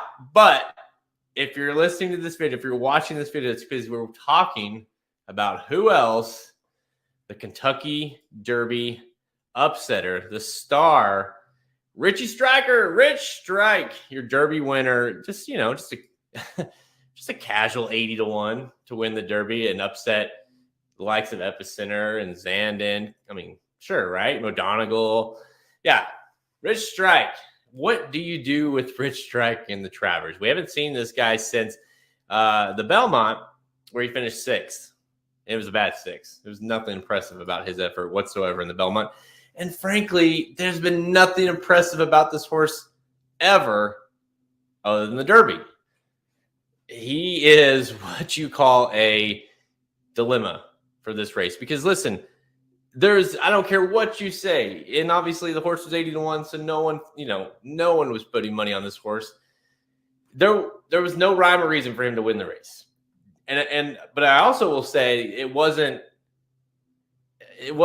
fluky, but he was damn good. Like the other horses Epicenter ran huge. Zandon ran big. Modonegal, like I mentioned, these are not like the field was bad. I mean, like I said, Epicenter, came back to win the Jim Dandy. Zandon ran well in the Jim Dandy. Modonegal, of course, won the Belmont. Taba and Cyberknife won 2 in the Haskell. So it's not like this is a bad race. Rich Strike just ran unbelievably massive, and that's the dilemma because why couldn't he not do it again, right? He kind of it's like if he decides to run, he showed that he's got the talent to win the race. Because even though the pace definitely aided him in the Derby, Epicenter was right there for the taking. Zandon was right there for the taking. Modonegal, of course, he had a bad trip, but still, Rich Strike did it. So can Rich Strike win the Travers? I'm going to bet no. The thing is with him, you got to demand a price. So my price is minimum 20, maybe 30-1, which I realize is insane. But this horse was 80-1, 80-1 in the Derby. And in the Belmont, he was 4-1. That's just insane. It's just insane. So you can't. Certainly, he's not going to be 80, and he sure as hell shouldn't be 4-1. He's got to be one of the higher priced horses ever to run in the Travers, who also won the Derby. So demand a price. In my opinion, he's the kind. It's like, do I think he can win? No. Am I going to be using him on my tickets? No. If there was one horse who I didn't think could win that I might use on my pick 4s and pick 5s, it might be him, right? Because he could blow this thing up, and do you want to get beat by Rich Strike again? He's a dilemma. So you either take a stand against him or you use him as coverage just to protect your ass and hope that he runs well. But listen, I'm on the fence. I'm on the side that great performance. I'm not going to take away the Derby from him, but it was ultra fluky. The Belmont showed that was the case. The races prior showed that was the case. Most people forgot he was even in the Derby. So this is his chance. He needs to prove it. If he goes out and runs well or even wins, he's the top 3-year-old. How could he not be? So huge race for Rich Strike, and what comes next for him, we'll see. But for my money, I will be playing against-ish. We'll see. All right, guys, let me know your thoughts. And what's Rich Strike? What are you going to do with him? He's the horse of the whole race that creates the most problems. Are you just dead set against him, or do you think he's going to rebound off that bad Belmont and go back to the Derby running that he did so well the first Saturday of May. Let me know your thoughts below. Make sure you hit like. If you like this video, make sure you hit that notification bell, ding, next time. So that way you get alerted next time we go live. We have tons of Travers coverage coming your way this week. All right, guys, until next time. See ya. With the roar of the Saratoga crowd, Essential Quality has won the Run Happy Travers. Boom, there you go. Rich Strike going to try and win the Travers Stakes, the Kentucky Derby winner. I'm just glad he's here, Mike. It was really shitty when he skipped the Preakness, specifically, selfishly, from a business standpoint. Killed all the fun storylines going into the Middle Jewel, but we have him here for the Midsummer Derby, buddy. Oh, you're muted. I'm excited to talk about Rich Strike and how the Belmont is going to get bet in this spot. I'm sorry, the Travers is going to get bet in this spot. There was a Rich Strike phenomenon that happened. You have an 80-1 winner of the Derby. No horse went off at 20-1 in the Preakness, and some should have. No horse went off at 20-1 in the Belmont, and some should have. This is the next really public race. Rich Strike is back. A lot of people who made money betting Rich Strike probably going to bet him back here. It's going to be interesting to see what that off odds. I think that's where Jared really hit the nail on the head. You have to demand the right value on Rich Strike because he was 80-1 in the Derby for a reason. The Derby is the most useless data point in horse racing for the entire year in the 3-year-old dirt class. I'm going to say that again. It's the worst data point the entire year for the 3-year-old class. So you have to look at every other data point and say, what should they be if you draw a line through everyone's Kentucky Derby? And not knocking Rich Strike, I think it's a phenomenal story. Love the fact that he was able to get the job done. And Jared said he ran huge. I mean, Epicenter fired, Sandin fired, and he beat them. But you have to have other data points when you have your solo one that you're pointing to is a 20-horse field that goes 45 to the half. You got to tell me what other race he could have run to beat these horses, and there's not one on the page for Rich Strike.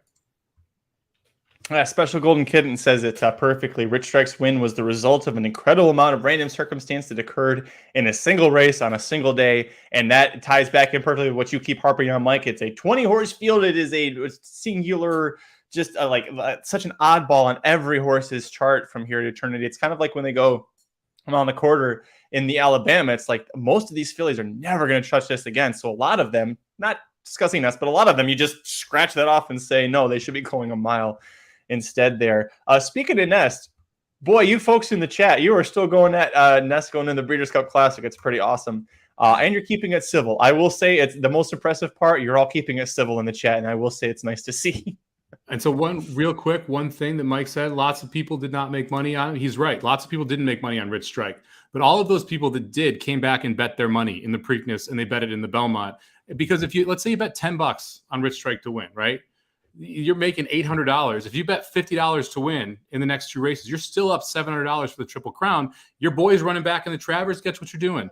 You're rolling some of that money right back into the Travers. And so you have people who won with Rich Strike who are bringing that money back into it. And a lot of people who won with Rich Strike are not the people that bet every day. They're the people that just bet big races and bet because their name is Rich, or they thought Rich Strike was a cool name, or whatever the reasoning was. They're bringing back money into the pools, and they are driving odds down on long shots in these bigger races. At least that's what we definitely saw in the Preakness and the Belmont. It was a phenomenon this year. We'll see if it continues here in the Travers. There's one person that I know, a guy that was co-host of the For Future Considerations podcast, which if you're a hockey fan, it's a great one. But I know he at the Derby just bet $5 on every horse that are on the 4 longest shots. And then that's what happened. All right, Aaron is there we go. We got the walking up here. The number one Cyberknife is where in the no wait, this isn't Cyberknife. Sorry, it's Adamo. I was like, why is Cyberknife in those silks? That's Adamo. That is one of the Grade 1 United Nations. Yeah, this is going to be a fun race too. We got Broom returning here. This is the obviously the setup here for the Travers. Right here we got the 2-horse going by in cross border. Surprised that he scratched out. Well, I guess they were off the turf yesterday. That's why he scratched out. Yes, yeah. And then we've got, what was that? The 3, your favorite Broom, then the 4 going through, which is Cold Hard Cash. We got Rock Emperor coming up next for the Chad Brown Barn. That has been an interesting horse throughout the year. Then Gufo, who's well named as a goofy horse here. Gufo right now on the board at 4-1. Magic, any interest at 4-1? Yeah, defending champ, adding the blinkers. Gotta love him. 7. That's who's the 7 there? Oh, Tribuvan, of course. Okay, so this is another one. We'll talk about Tribuvan in a second. I don't know if you've seen the prices. There's the 8 Soldier Rising, 13-1, 4-year-old on the improve, the Christophe Clement barn after coming over from Europe. We've got the 9 Channel Maker coming up next. Channel Maker, one of the horses that loves Saratoga. It seems like he wins a grade 1 in New York every fall and usually wires the field doing so. Saya is aboard. And here's your boy Mirror Mission, 16-1 on the board right now. Ian Wilkes, Julian Leparoux. Julian Leparoux usually wires the field at a big number. Has not done so far this year. Do you want to make the case for your boy Mirror Mission as he walks through? Listen, Mirror Mission's been facing some great competitions. The loss by a neck to Santine, going a mile and an eighth earlier this year. Santine would be a quarter of that price in this spot. Just been facing some good horses, and I think that this is a spot that's you're getting a great price on this horse. The draw on the outside hurts. Julian Leparoux's best style in these big grade 1 races is to do what you said, Mike, which is go gate to wire and kind of walk the dog. This isn't the horse's style, so it's a little tough to try and say that we want that. All right, we're going for some dabs. We got to go back for the dabs here. We got to give the people what they want. Let's see how many we can get for this race. Let's talk about Tribuvan real quick. Well, we get a paused elbow into the screen there. Tribuvan runs a monster race, 2 back in the grade 1 Manhattan, gets a 108 buyer, career high, 19-1. Wins at a big number there, wheels back to the grade 1 United Nations and gets blown out after setting up a fairly easy fractions, a 2.5-1. Today, you're back up to 14-1. Any interest in Tribuvan getting that price? I think you need to respect him a little bit because the issue with Tribuvan is that you don't know what's going to happen. He's going to go. You know that. A big reason he was able to wire the Manhattan is that the other speed horse, Channel Maker, completely shit the break, was last the entire race. And it's a horse that is either first or second at every call early. So Channel Maker's back in this spot. If Channel Maker breaks clean, he should essentially take Tribuvan out of the race. The two of them should cancel each other out. But you don't know what's going to happen. Channel Maker's drawn outside again.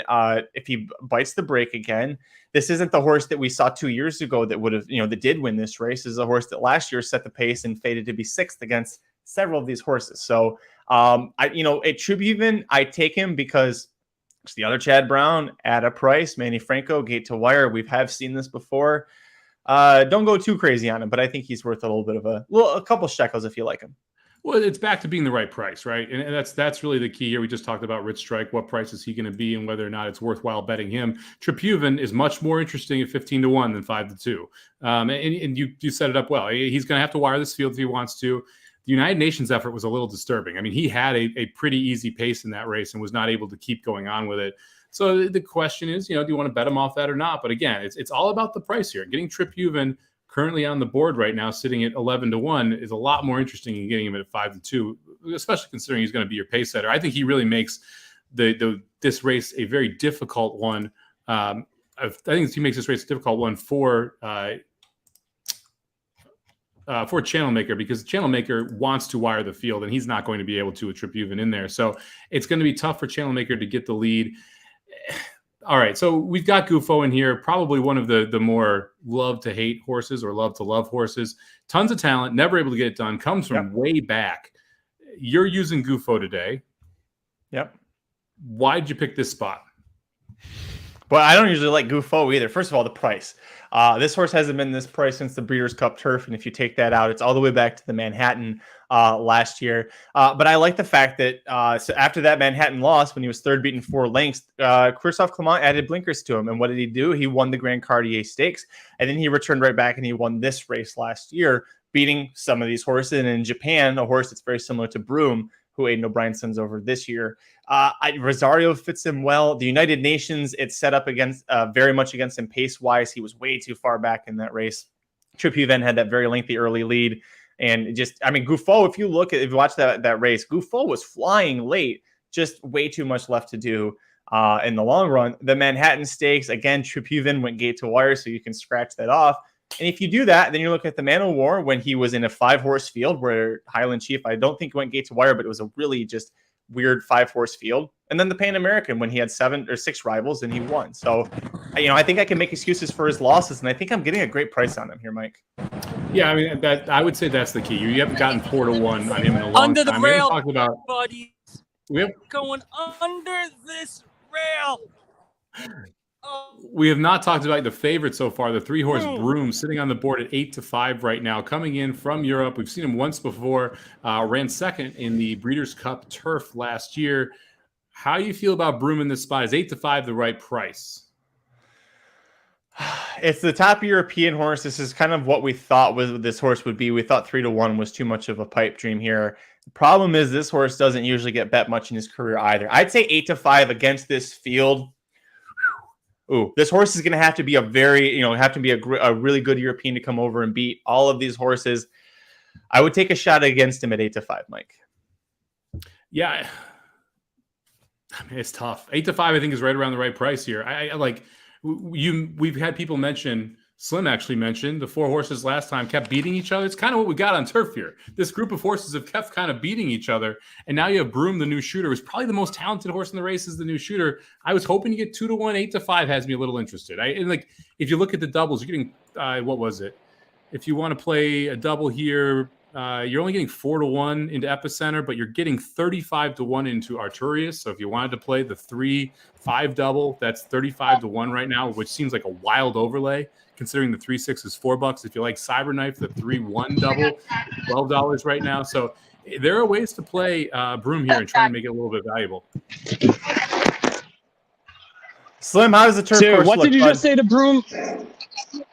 It looks immaculate right here. I could turn around and show you the finish line here. But yeah, it looks immaculate here.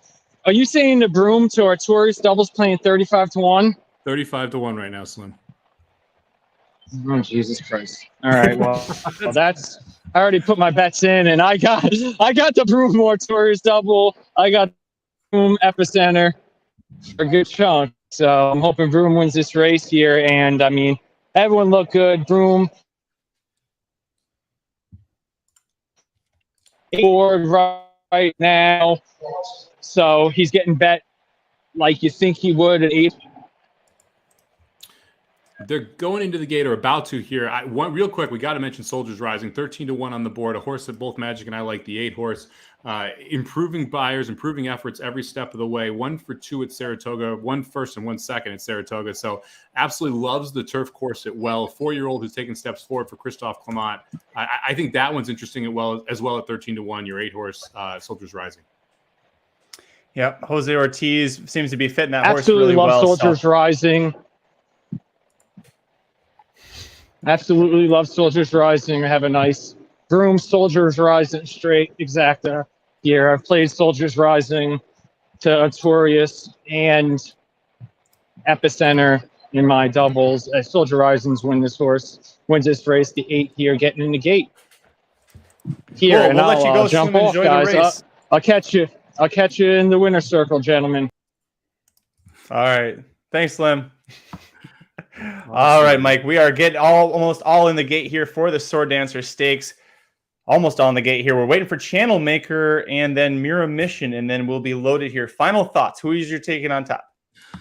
Look, I like Broom on top. I think Broom makes the most sense in this spot. But I respect Soldiers Rising. I respect Adhamo. I think they're the other two that can make a run on it. I like the 3 over the 1-8 try.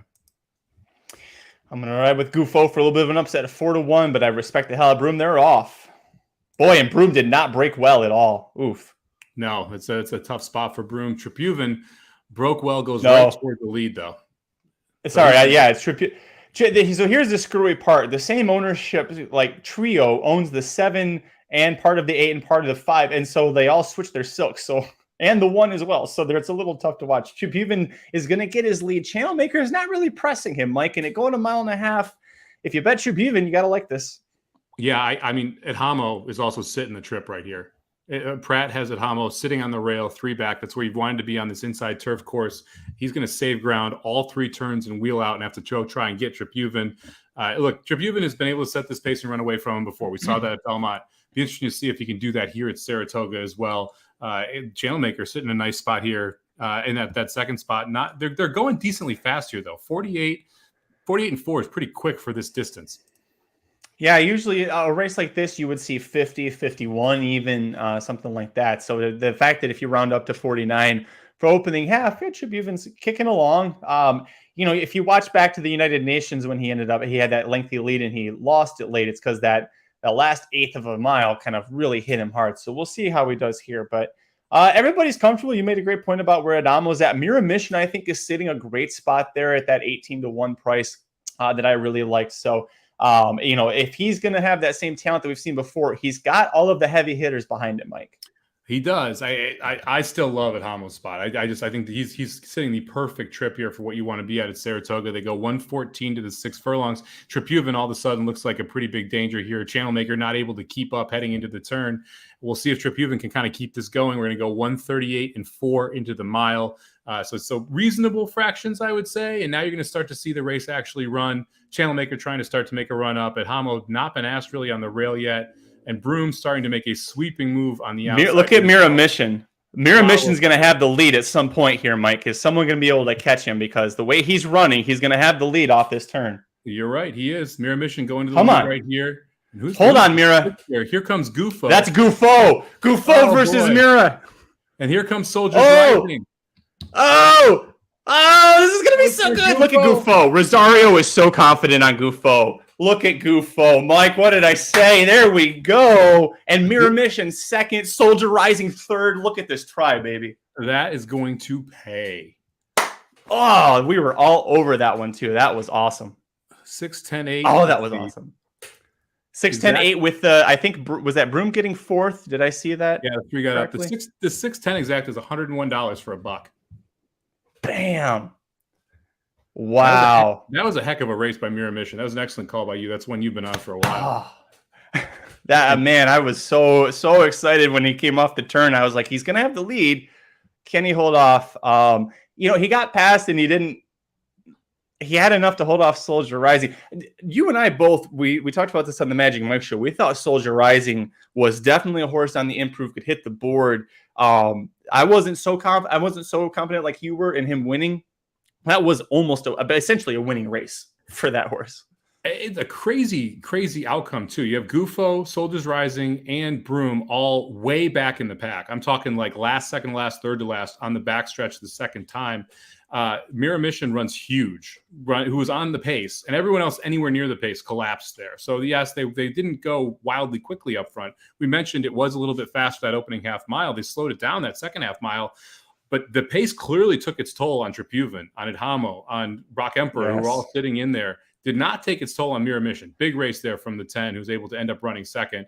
Really impressive. Gufo, great trip. Finally gets the trip there for Christophe Clement and Joel Rosario, who Clement also ends up picking up third here with Soldiers Rising. Yeah, it's just a great effort from all three of those horses, and for Broom. Broom, we'll see it at some point to head on for the break. Broom broke very badly, and was stuck at the back. And Ryan Moore immediately was pumping, trying to get him engaged and to not lose contact with the field earlier on. And that right there shows the experience of a jockey from Europe. Slim, what did you think, buddy? Dude, Gufo back-to-back winners. I should get my man Miguel over here. Miguel, congratulations. Back-to-back. Back-to-back, buddies. Okay. Oh, sorry. No, I was just telling. Well, that's Saratoga Slim getting in trouble at Naira. Good job, buddy. It was good while it lasted. And then he just got busted. Hey, anyways, listen, Gufo, it's good to see everybody in the chat here. Like Richard said, blinkers back on for Gufo. And when you saw Rosario at about the 8th pole, there's those types of rides, we call them don't fall off rides, where you can read Rosario's body language perfectly. And he's confident that horse is going to go. And that's when I saw him on Gufo, I was like, all right, there's your winner. When you mentioned this on the Magic Mike show, I thought this was an important reason to play Gufo. We've talked so much about prices and Triphuvan, big price, small price, Rich Strike, big strike, small price. It's the second highest price Gufo has ever gone off on in his life. It was the right time to be playing Gufo at 4-1. Yeah. Second highest price he's ever gone off in his life. Marla brings up an important thing here too. Yay for the Kentucky Breds. The Kentucky Breds went 1-2 in this race when everybody was going to be picking the Irish or the British Breds or the French Breds or the anything other than the Kentucky Breds. So yay Kentucky, we did it. Good job. Slim, let's go back to Slim. He's out of jail. It looks like.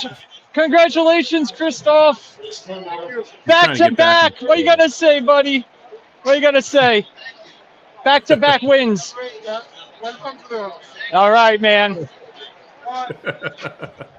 I got the quotes from Christoph. Back-to-back sword dancers. Back-to-back sword dancers. We thought we were going to see a legendary Saratoga horse when we saw Jackie's Warrior today, but not a lot of horses, I think, have won back-to-back sword dancers, and that's what Gufo just did. If you follow the Saratoga Slim backside vlog, this was one of the first questions I asked to any trainer back before the meet started, is if Gufo could repeat. That was one of my main storylines coming into the meet, and here he is coming back into the sunlight of the grandstand, back to back. You go full screen on this horse, Jesus. He just won back-to-back sword dances. There he is. I don't know if you guys got me. You guys got me getting in trouble before. Yes. I was saying congratulations to Miguel, and that was like, not something I should have done, I guess, because I don't interview these guys, and been going to the Clement farm for the last 7 years, and I want to congratulate my friend. Miguel is my friend. I think it's because they get mad. I think it's because you were live streaming and you don't have 40 years of daily racing form photography experience. I think that's what the problem was. They're all mad at me. They're all yelling at me. But there's Gufo, back in the winner's circle. 2 sword dancers in a row. Clement Stables. They do it the right way. I interviewed Christophe Clement back in 2016 for the first time. I've interviewed him every year since. He gave me a nice little don't interview him. He wanted me to get footage of the horse because Gufo did it again, and I'm alive in the pick 4, $1 to both Epicenter and Artorias. So I think it's going to pay out pretty well. Let me see if I can get this horse in the circle here for y'all. Yeah, it's going to be a heck of a pick 4. I haven't seen the wheel pace yet, but that's going to be strong considering the upsets we've had throughout the sequence. We'll put a mute on Slim here. Oh, there you go. Go ahead, Slim. I mean, yeah, I had the Gufo Soldier Rising Exacta. I played a Clement Exacta. Little pissed off about Mirror Mission getting second there. And I also had Broom in the trifecta. So Mirror Mission intercepted all my stuff in this race, but alive in a lot of doubles, heavy doubles. And, I could not get beat by Gufo. I mean, horse won the race last year. That's always an angle. Like, a horse won this race last year. The 3-turn configuration, always a difficult thing for if you don't know. Horses haven't run the 3-turn configuration. He has proven it before, and he proved it today. There's your man, Gufo, sword dancer, grade 1 winner, 2 years in a row. The double, $23.20. Trifecta, $388.25. A well-deserved bath. A well-deserved bath for your sword dancer winner. And that's Miguel Clement doing the hard work. He's the son of the trainer, but also amazing work he does with these horses here. And Miguel, look at that. Goes back, doesn't even take the photo. Back to work for that guy. And obviously married to Acacia. Acacia is, as you can see, interviewing her father-in-law. Must be an amazing interview for Acacia to interview her father-in-law after a grade 1 win on Travers Day. Doesn't get much bigger than that. So, yeah, Artorias, Epicenter box. Box them up if I don't talk to you guys. I'll start talking Travers analysis. I like the Artorias Epicenter box. I got it $40 one way with Epicenter on top of Artorias. $20, actually $50 with Epicenter over Artorias and $25 the other way with Artorias over Epicenter. So that's my play. Box those two up and call them home in the Travers.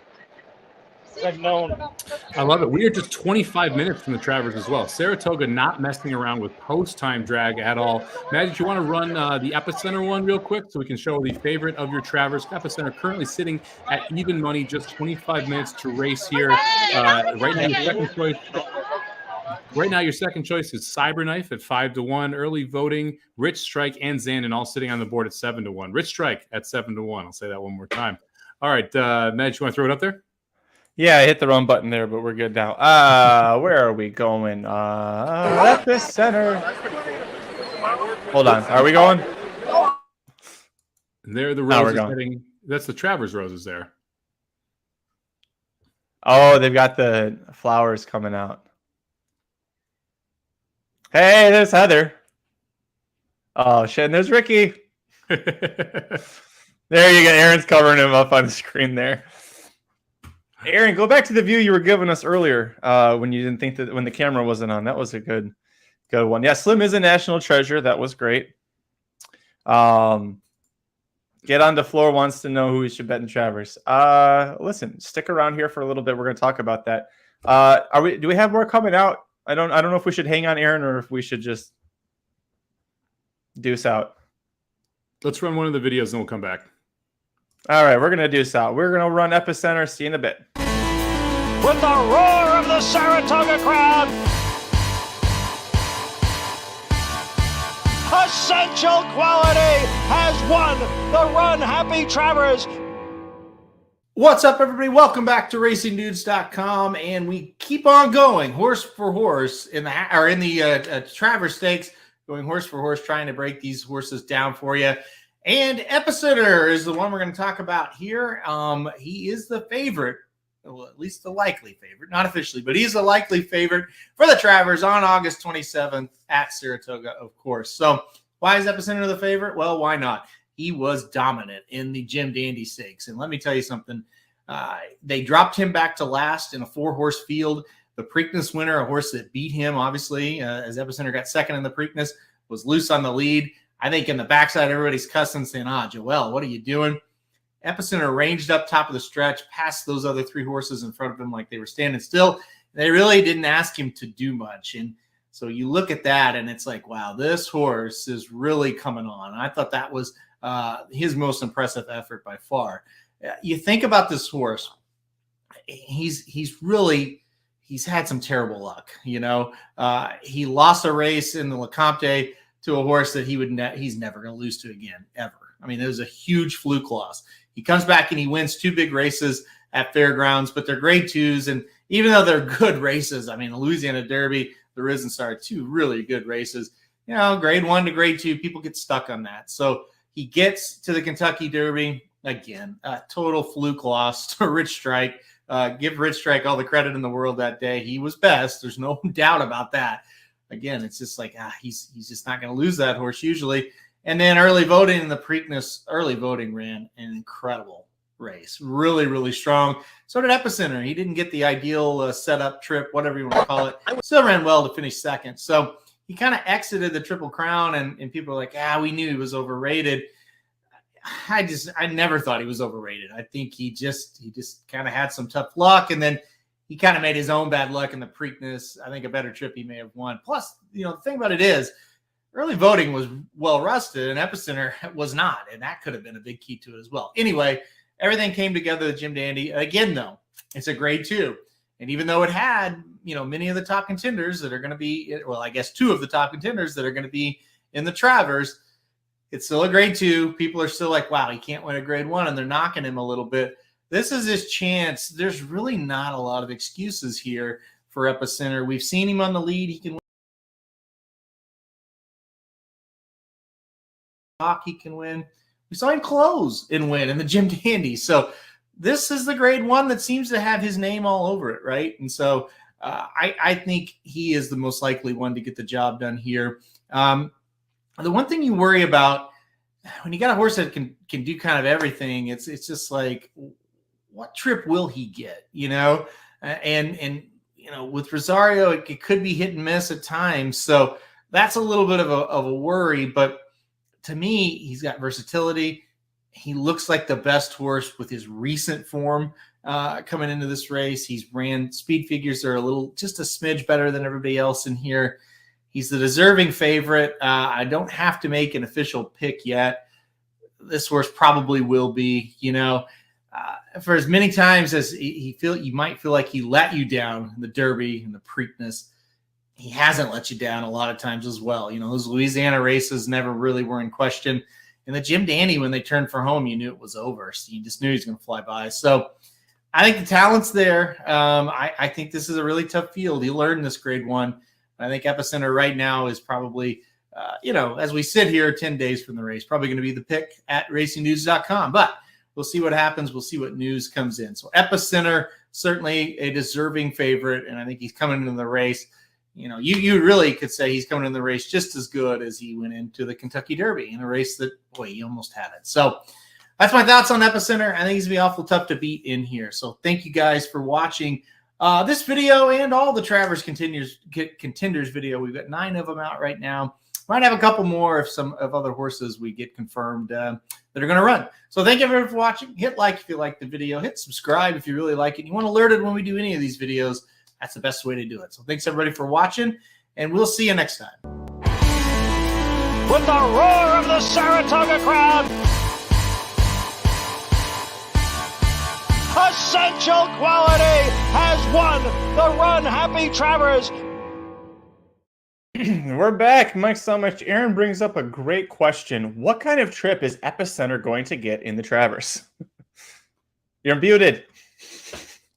Like, that really is the $1 million question here. It's what will happen with Epicenter in this spot. We saw early in his career, he wanted to go to the lead. He actually wired a field early in his career. He liked to stalk. Joel Rosario, the last 2 times, has brought him all the way back. I mean, he was last in the Preakness field around the first turn. He was last in the Jim Dandy field around the first turn. I would be surprised if he is forwardly placed in this race. And the fact that you have Jose Ortiz on the 7, early voting, who is going to go to the lead, and you have Irad Ortiz on the 5, who's probably your second fastest horse early, who happened to be on the inside and the outside of the 6. We're going to get a little Miranati crunch going on here. I think that the 6 is going to get pinched back Epicenter. You're going to see him not in the most ideal position if you want him to be forwardly placed. I think he's going to be sitting 6th or 7th in this field around that first turn. Yeah, if he gets it, almost like that Preakness trip, right, where he goes back farther than what you really want him to see. And it worked in the Derby. Because they had that suicidal pace. It just in the Preakness, it didn't quite work out for him there. Man, it's so. Oh, I didn't realize I had done that. My bad. It messed up the whole screen there. It is a great question, though. We want to hear from you. Let us know in the chat if you're joining us. We appreciate that. Listen, this is a fun show. If you're looking to bet the Travers Stakes, by the way, if it's available for where you're at, BetPTC right now is offering a $200 bonus if you sign up right now using the promo code DUDES. That's DUDES. You get a $200 bonus when you bet $750. It goes immediately into your account. So if it is available for you, we do encourage you to sign up. Remember, use the promo code DUDES to get that big bonus. And Mike, there are some other rebates that when you're playing a race like the Travers, where you want to play those exotics bets, got some nice rebates for you. Yeah, you can get up to 8% back on exotic bets depending on the track in your state. So make sure you check out those tables to figure out what you get back. But it goes right into your account right as soon as the race is official, which is a great thing to have. All right. We've got a lot of people asking us, who should I play in the Travers? Who should I play in the exotics? Let's rip through this field and let's say what we think the highest positioning point these horses can finish at. So Cyberknife, what's the highest spot he can finish at? Oh, I think he can win. I would agree. I think he's your 3rd most likely winner in this spot. Rich Strike, highest place he can finish. 5th. I was going to say 5th or 6th. I agree. Ain't Life Grand, highest he can finish. 4th. I agree. 4th. Gilded Age, highest he can finish. Ooh, 5th. 6th. Yeah, he's the Gilded Age. We can give Gilded Age off. Arturus, highest he can finish. I'm going to say 2nd. I don't think he can win. I think he can win. I think he's your 2nd most likely winner in this spot. Epicenter. Oh, he can win. He can win, probably your most likely winner. Early voting. Oh, could I see him win? That's the. Can I answer that question after we've seen him come to the paddock? No, you got. Look, early voting is not going to hit the board. I was going to say he either wins or fourth is his ceiling. It's one of those two. I don't think he's hitting the board. Zandon. Third.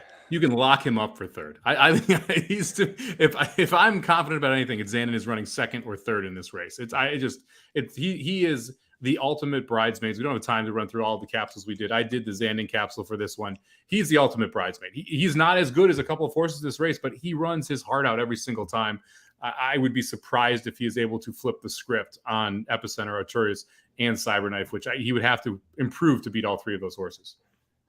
I think you were the one that said it first that he's just like Hot Rod Charlie, and look who rides him, Flavien Prat, Hot Rod Charlie's jockey, where he's good, but he's consistently good. You need to face a Midnight Bourbon to be able to win. So looks like Saratoga Slim's here in the paddock. You might want to go full stream. Here is Ain't Life Grand. Ain't Life Grand entering the paddock with the Von Hemmels. Hope the best to them. And here we got the number 4 coming right at us. Who's that? And then over here, the Not This Time, the 6. That's Epicenter, your favorite right there. Yeah, what a beautiful Epicenter horse. Coming into the... Yeah, I mean, he had a blanket on. And there's his trainer, Mr. Steve. Don't photobomb him this time. Don't scare him, Slim. We got 2 more coming. And I have been messing around with my internet access, so I should get good Travers paddock coverage, I think, hopefully right now, if I don't lose my when you start getting good coverage, let us know. Yeah, you're crushing that run happy sign. There we go. No, the internet was bad. Now it's better now. All right. Who's your 7? Who's the 7? Zandon. No, early voting. There's early voting, and this is going to be Zandon to finish off the Travers field of 8. And yeah, all right. You could cut me off, bring me back when I get up close while these guys get south. Sounds good. All right. Well, we'll get closer, hopefully a little bit better. Probably going to get closer to the paddock bar. A little bit better in it there. So, Mike Somich, the only horse that's ever run a faster buyer than Epicenter's early voting, got the 105 for winning the Preakness Stakes. I saw it. It made me think of it. Andy Serling has him as the top pick there. What are the chances early voting has the same setup as the Preakness and is able to defeat Epicenter? Not great. I mean, I didn't like early voting in the Preakness, and he got the fact that Epicenter got that funky trip, didn't really go early, was pinched back. Then Rosario kept him on the rail, never really got to run until it was a little bit too late. And the whole time, early voting kind of got to set his own fractions, do his own thing. Look, the key here, and this is the thing with early voting, your 2 speeds are early voting and Arturius. And if Arturius and early voting are your 2 speeds, and they're both ridden by Ortiz brothers out of the Chad Brown barn, you've got a little bit of concern of whether or not they're going to push each other. Spoiler alert, they aren't. They won't. Like, if you're going to see the 7 go, the 5's going to sit right behind him. Cyberknife then is the one who has to push them if anyone does. I don't think Cyberknife does, and there's just not a lot of other speed in this spot. It's why early voting should get a rather easy lead, but I would hope that Epicenter is sitting in 4th or 5th if he wants to win this race. If he's sitting back in 6th or 7th, it's going to take a big effort to get by some of these horses up front. It's why I think that Arturius, sitting on the board at 9-1 right now, is the horse you should be betting to win at that price because of the expected trip he's getting compared to the rest of this field. I don't know what was going on, but the track feed, Edwin Diaz, the Mets closer, is on screen. I don't know if he gave the call for riders up or what. That was weird. It's weird that are the Mets doing better than the Yankees this year right now? I don't know if they have a better record, but they're both currently winning their divisions, I believe. Oh, that's really good for the Mets here. Oh, this is cool. Got a little call to the post, and even that's getting a little fuzzy. All right, Lord Farquaad, I'm guessing is overseas better. Can you see any possibility of Rich Strike getting a place, hitting the board? At 4-1, is that a good enough price for you to play Rich Strike to hit the board? To hit the board. The board. Top 3. No. Personally, I would fade Rich Strike in every way, shape, and form you get in this race. What happened If you take out his Derby, he's the worst horse in this race. And that's the problem, is that he ran to his absolute ceiling, in my mind, in the Belmont, and he ended up running 6th, losing by 13 lengths. Like you mentioned, Tawny Port, who passed on this race. He couldn't beat Tawny Port before the Derby. So it's like, to me, like I get, look, I and this is the tough part about doing this. I don't dislike Rich Strike. I don't think it's a terrible story. It's great for them, great for the connections, great for horse racing. If you're talking about winning or losing money, betting Rich Strike at 7-1, you're going to lose money in the long term. Does he run in the top 3 4 times out of 10 that they run this race? No, he doesn't.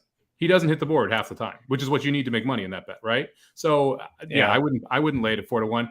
I've been scouring online books all week trying to bet against him. So I have -135 with the 1-horse Cyberknife. I've got -140 with early voting. I've got -185 with the 6-horse Epicenter. I've got +110 with Arturius, all head-to-head against him, because that is how I made money at the Belmont. That's how I'm attacking this race. I'm trying to find ways to specifically fade Rich Strike. I'm having fun watching the jockeys come out. I forget that they do this for the big races at night. So the one thing that I guess that I miss about being able to actually watch it versus doing this live stream is this is kind of cool. They go with the comic book designs of their of the jockeys and stuff. They happened to show Tyler Gaffaleone just like sleeveless for some reason. I didn't understand what they were doing with that. There's your boy Flavian. Yeah, last one. The only one posing for pictures too. What a class act, that Flavian Pratt. Yeah, true class act, that Frenchman. Joe Chadbourne, what do you think Epicenter's bettable odds to win are? What's the best price, or what's the lowest price you would take on Epicenter? 7-5, somewhere right in that range. He is he's the horse in this spot that has the ability to make his own trip. He's the most talented racehorse in this spot. He likes to lose races sometimes, which is really the biggest knock on him. There's a couple races that are head scratches as to why he's lost. The Preakness, I think he had every excuse. The Belmont, the Derby, he was probably the best horse and probably should have won that race. The Compt is the one that really scratches your head, because clearly the best horse didn't see the horse on his outside and got beat by it. Epicenter's true, though. That's one of the things you got to love about him. He shows up every single race and runs his race. You're not gonna have to worry about him running last, and you're gonna have live money going into the stretch. It's whether or not he's gonna be able to get by. He looked to love that Saratoga track. The Jim Dandy was wildly impressive. This field, well, it's good. You don't have that horse that you're like, that's the one I'm scared of. There's a couple that could pop up and get him, but there's not that horse that you're like, that's the one. And so I think 7-5, 8-5 is a fair price on Epicenter. Right now, even money. I'm going to guess that he holds it even, or 4-5. He did actually dip down to 4-5 at one point. There's Tyler Gaffaleone. Or is that Gaffaleone? Somebody was screwing around beforehand. Or no, is that Sonny? I think that's Sonny Leone, the Kentucky Derby winning jockey. Yeah, he got lost on his way to the paddock, it seems like. Listen, a great story for Sonny Leone and being able to win on Rich Strike in his first Kentucky Derby mount. He's getting a lot of great opportunities for a jockey that was, buried in Ohio on the Ohio Valley circuit. So I know he's been doing pretty decently at Gulfstream Park as well since he relocated there, Mike. Yeah, he's been doing well down at Gulfstream. He's been doing well at the summer. He's actually a very talented jockey. If you look at his stats when you grade them against others, he's a top 35, 30 jockey in the U.S., which is very good considering what you look at the different colonies and how many you have at Santa Anita, Del Mar, and how many you have in this New York circuit, down in Florida, like in the Kentucky circuit. So top 30 is a strong number for a jockey that doesn't get a ton of opportunities. So it's great to see him get that rail run. If you go back and you watch that, you compare what Sonny did on Rich Strike versus what Irad did on Modonigal, basically the same trip, except one went inside, one went outside. It worked out a lot better for your eventual winner there, and Sonny Leone was able to get him home. And so, really cool story again on Rich Strike. Again, awesome. 8-1, not the right price to be betting this horse in this field. I mean, that's really what it comes down to from my perspective. I'm talking specifically about betting dollars, and that's not a horse that I want to put mine on. Taking a look here now, he's on screen for the track feed early voting, looking much nicer, calmer, less sweaty than he did for the Jim Dandy stakes. What do you think about his chance? I mean, does he at least? I say that now he's got a little bit of a glisten there on his neck. He won the Preakness looking a little bit sweaty too. He seems calm, Mike, is my point. He didn't seem fully fit in the Jim Dandy. That was the biggest issue. He just seemed a little light and just didn't seem as muscular and ready to go. And he looks much more focused today. He looks a lot better based on what they're showing in the paddock. I'd be interested to hear what Aaron and Jared's opinions are when we're able to get them, if we ever are able to get any opinion from them on what he looks like. It just didn't look like the same horse when you saw him there. And that's very odd for a Chad Brown horse. Generally, they are ready and raring to go, especially in grade 1 events. And so I was surprised what he looked. I'm sorry, grade 2 events. So I was surprised we looked at like in the Jim Dandy. He looks a lot better here, though. Go to the chat here for a little bit. Rick Baldwin, Mr. Stabber says box 125, send it in, red to win. He's going with Cyberknife, Rich Strike, and Artorias. That exacta, Mike, I don't know what exactly that's going to pay, but I'm sure it's going to pay pretty nicely. That wouldn't suck. No, I'm going to, so I just punched in my try. I'm going to play 5-6 with 1-5-6-8 with 1-5-6-8. And then I'm going to press 5 with 6 with 1-8. See if we can get something home there. The price on Artorias is wrong in my mind. The 8-1 in this spot isn't right. Epicenter is your most likely winner, but even money's a little too short for me. And I don't trust Zandon to be able to step up and get by everybody. And I want to make Cyberknife prove it to me here.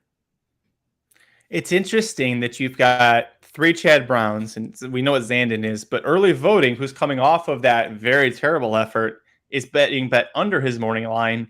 Artorias, the win over this course, looking very impressive with the top jockey in the country riding him for a world-class operation in Juddmonte. And horse is 8-1. Why are we loving this horse that other people aren't? Like, where's the disconnect? Well, it's class, right? I mean, that's what a lot of these races boil down to is who have you run, how have you run against them? And so if you look at where we've seen Epicenter run, the races he's running are much more impressive. Artorias ran in the Curlin. The Curlin's a race where if you've won a graded stakes that year, you're not able to run in the race. So obviously Artorias did not run into it. But it's one of those horses that seems to be developing at the right time. And this horse, runs at Keeneland, runs very well, loses to Under Oath, who has come back to win twice since that race. So that's a very good maiden race that he lost. Comes back in a mile in Belmont, beats Gasline and Win It, 2 very good minutes, and then comes back in the Curlin and blows that field away. I mean, absolutely blows them away with Creative Minister in there, who hit the board in the Preakness and the Belmont. So not exactly a terrible field in the Jim Dandy. They ran a little bit slower, but he looked loaded the whole time. I'm still willing to take a shot. Some love here from Alberto as well in the chat as your Derby winner Rich Strike goes by. He's going with the 2-5 exacta box. There's the hometown hero, the 3 Ain't Life Grand. Go get him, Tyler Gaffleone. He's looking good going by. El Novada's got Saratoga 6-7-8 box. Going to try and get this one home. There's the 4 Gilded Age, a Magic Mike Show draftee. See if he can spring the upset. And there's Artorias. Great point here from Richards. Only second race against winners for Artorias. It's one thing when you go to the restricted Curlin Stakes, where you did have a tough field. This is the grade 1 Travers as Epicenter goes by. Yeah, the water's deeper. I mean, that's why you're getting 8-1, right? Yeah. And that's the key to some of these big time races. It's you just got to figure out, okay, how can you, what the value do you want to demand on some of these horses? I think we both agree Epicenter is your most likely winner, but even money on Epicenter isn't that sexy, right? It's how can you make a little more money off of it? I think you could play a 6-5 exacta cold if you like Epicenter quite a bit. I think Artorias is a logical second place horse. I think you can key the 2 of them on top of tries and try and find a way to make some money that way as well. But this is going to be a fun one. And I'm excited. Glad we get to see Rich Strike back in a grade 1. I'm excited to see if Epicenter is able to get the job done here. And then we have just some really interesting up-and-comers as well. I see Jared is running the camera. I was about to say, who the heck had that hairy arm reaching out there? It's not Aaron's, but you see Aaron Halterman there with the blue RPM Thoroughbreds cap on saying hi to all the people coming out here. Jeannie Dwyer in the chat says an Epicenter over Zandon, Rich Strike exacta. So playing the Derby top 3, but in a slightly different order. Honestly, the order it should have been. Epicenter should have won. Madison is on Team Rich Strike, hoping he bounces back from the Belmont. DeFons is on Cyberknife all day. Horse that you really liked as well, Mike. Special Golden Kid. Love EpiPen, love Epicenter, but you can't bet him at even money. That goes back to what you had said earlier, Mike. Someone had asked, what is the best price to play or the lowest? And you said 7-5. You're not going to get that on him. If that's what your lowest price is, you've got to find a different way to play him on top, such as an exacta there. Yeah, I mean, look, you're getting 15-1 on the 6-5 exacta right now, right? If you're playing a cold try, you're playing 6-5-1 or 6-1-5. Those are going to pay at least 25-1. There are ways to make money if you want to put them on top. You just got to be right underneath. I mean, look, the 6-1-5-1-5 try, you're going to get 15-1 on. That to me is much better from a betting perspective than playing just the 6 straight to win. If you want to look at doubles, I know I liked the 4 and the 7 in the next race. The 6-4 double is paying $18. The 6-7 double is paying $6. So you can look at that from a perspective. There is a late pick 3 here as well, like the 2 and the 4 in the last race if you go in that direction. So there are ways to try and get creative and make some money if you like Epicenter on top. It's just even money is tough to swallow, especially when you could get them at plus 130 to plus 140 in fixed odds markets all week. And I still think that he's going to dip down to 4 to 5 by the time they break from the gate. I think there's just going to be too much late money coming in on him. At 4 to, I would say even money, I'll play him, but 4 to 5, it's a very tough. That's too tough of a pill to try and swallow there. Looking back through the chat here, Defon's not only going with Cyberknife, also going with the Cyberknife Artorias Exacta box, so to kind of cover himself a little bit with the box there, but good odds. Truth Exposed says, I wish Mo Donegal could have been here. If you were to name one horse that's missing from this race to make it legitimately a race of the year, aka all the Derby horses that belonged in the Derby, that's the other than maybe Wetabario, all we're missing is Mo Donegal. No, we're missing Taba. That's the horse we're missing. But oh shit, Taba, I'm so sorry. Well, he can't run in Naira, so it's but it's the horse we're missing. It's Mo Donegal and Taba. If we had both of those, true.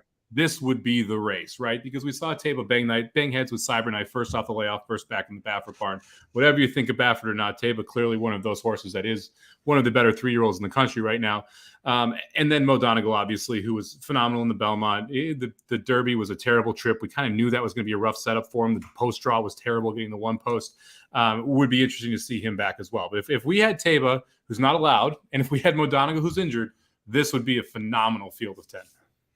Yeah, absolutely. It's just really be hard to pick. I mean, and with what we have to work with, you couldn't pick a better one. Charge, it's also missing. Thank you. Charge was supposed to be here. Foot abscess. Hopefully, Pennsylvania Derby still be able to make that one.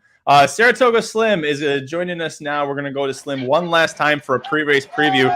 Slim, how do the Travers runners look? Rich Strike freaked out a little bit in the paddock. And I saw a little leg sweat on Ain't Life Grand, but everybody else looked good. I would say early voting, just glistening. Nothing more than just a little perspiration on him. So I'm ready. I'm alive to Artorias for a lot. I'm alive to Epicenter for a good amount too. So just want to get one of those two home here. And, big race for the 3-year-old championship for sure. Slim, what do you think we're going to see from an early pace perspective? You expect early voting is going to go. Does Artorias try and press? Where do you think Epicenter sits in the first turn? Yeah, definitely. No, I think early voting should be on the lead, and we'll see if Cyberknife, leaving from the rail, I think he's the questionable participant here from a pace perspective. What Florida Jock tries to do from the rail with him. He showed that early speed in the Kentucky Derby. He was part of that group that had the pace meltdown. Will he get involved early with early voting? I think he will. And I think it's going to set it up for Artorias and Epicenter to be setting 3rd, 4th, 5th early with Ain't Life Grand. And that's really the trifecta I'm looking to get home. Hopefully, Cyberknife and early voting knock each other out. And it sets up for Artorias, Epicenter, Ain't Life Grand is what I'm trying to bank on. And the closers, and it won't be fast enough for the closers to get in there. That's the pace scenario I'm looking for. I don't think we're going to see a very hot pace out front. I think it's going to be early voting. Who's going to set a reasonable pace? Artorias and Cyberknife. There's only 2 pressers here. There's no one else that's really going to press. And the key with both those. All right, I'm going to sign off. See you, Slim. Good luck, man. Neither of them want the lead, right, Magic? I mean, neither the 1 or the 8 or the 5 want to make the lead. The 7 does. So you should see the 7 all alone out front. All right, we're walking up to the gate. Let's say, who do you like on top? Who's your cold try, Magic? Let's go. Oh, shoot, showing a little skin there. Sorry. I got to stand up for this one. The nerves are, I haven't felt this since the Preakness, and that didn't go so well for me, so we'll see how this goes. I'm going with early voting. Yeah, there he is. He's at 4 to 5. I said that was what I thought he'd probably go off as. If you want an exacta, let's ride the 6-9 exacta. Let's get the nice exacta home. There's no 9-horse, Magic. There's no 9-horse. I thought we went 6. Oh, no. Artorias is 5. I'm sorry. Artorias was the 9 horse. I'm sorry. Artorias was the 9 horse when he won the Curlin. That's why I thought that. I love nervous magic. He's knocking shit over. He's standing up. This is incredible. This is what happens when Epicenter runs. Imagine what happens when Tiz the Magician runs. Give me Artorias on top. I'm going to go with a 5. I played a 6 or 5 over 6-1 cold try. And I played 5-6 over 5-6 over 1-8. So I think Epicenter runs up for second. I'm hoping the pace setup compromises Epicenter, gives Artorias the jump, and Epicenter can't quite run him down the lane. I think the 5 and the 6 are the standouts here, though. I like the exacta there that's paying, let's see real quick here, 15-1 one way and 24-1 the other. I think that's a pretty good number for the 5-6 or 6-5 exacta. All right, Mike. We got Zandon left to load for the Travers Stakes. Grade 1, 1.25 Derby distance. The top 3 from the Derby, along with several others back in this race. Epicenter, the favorite, probably at 4-5 from the 6 post. Hey, a solid break from Epicenter. No crunch there from the Ortiz brothers from 5 and 7. You see, Irad has got Epicenter very closely watched, as does Jose on the 7. But he's going to get through this cleanly, Mike. Yeah, early voting doesn't break. That's the key there, right? Early voting not able to make the lead. Arturius further back than he wants. That's a wonderful spot for Joel Rosario and Epicenter. Early voting hung 3 wide around the first turn. That's trouble. I mean, Cyberknife actually getting the trip here, but 23-1 is fast for the early opening quarter here.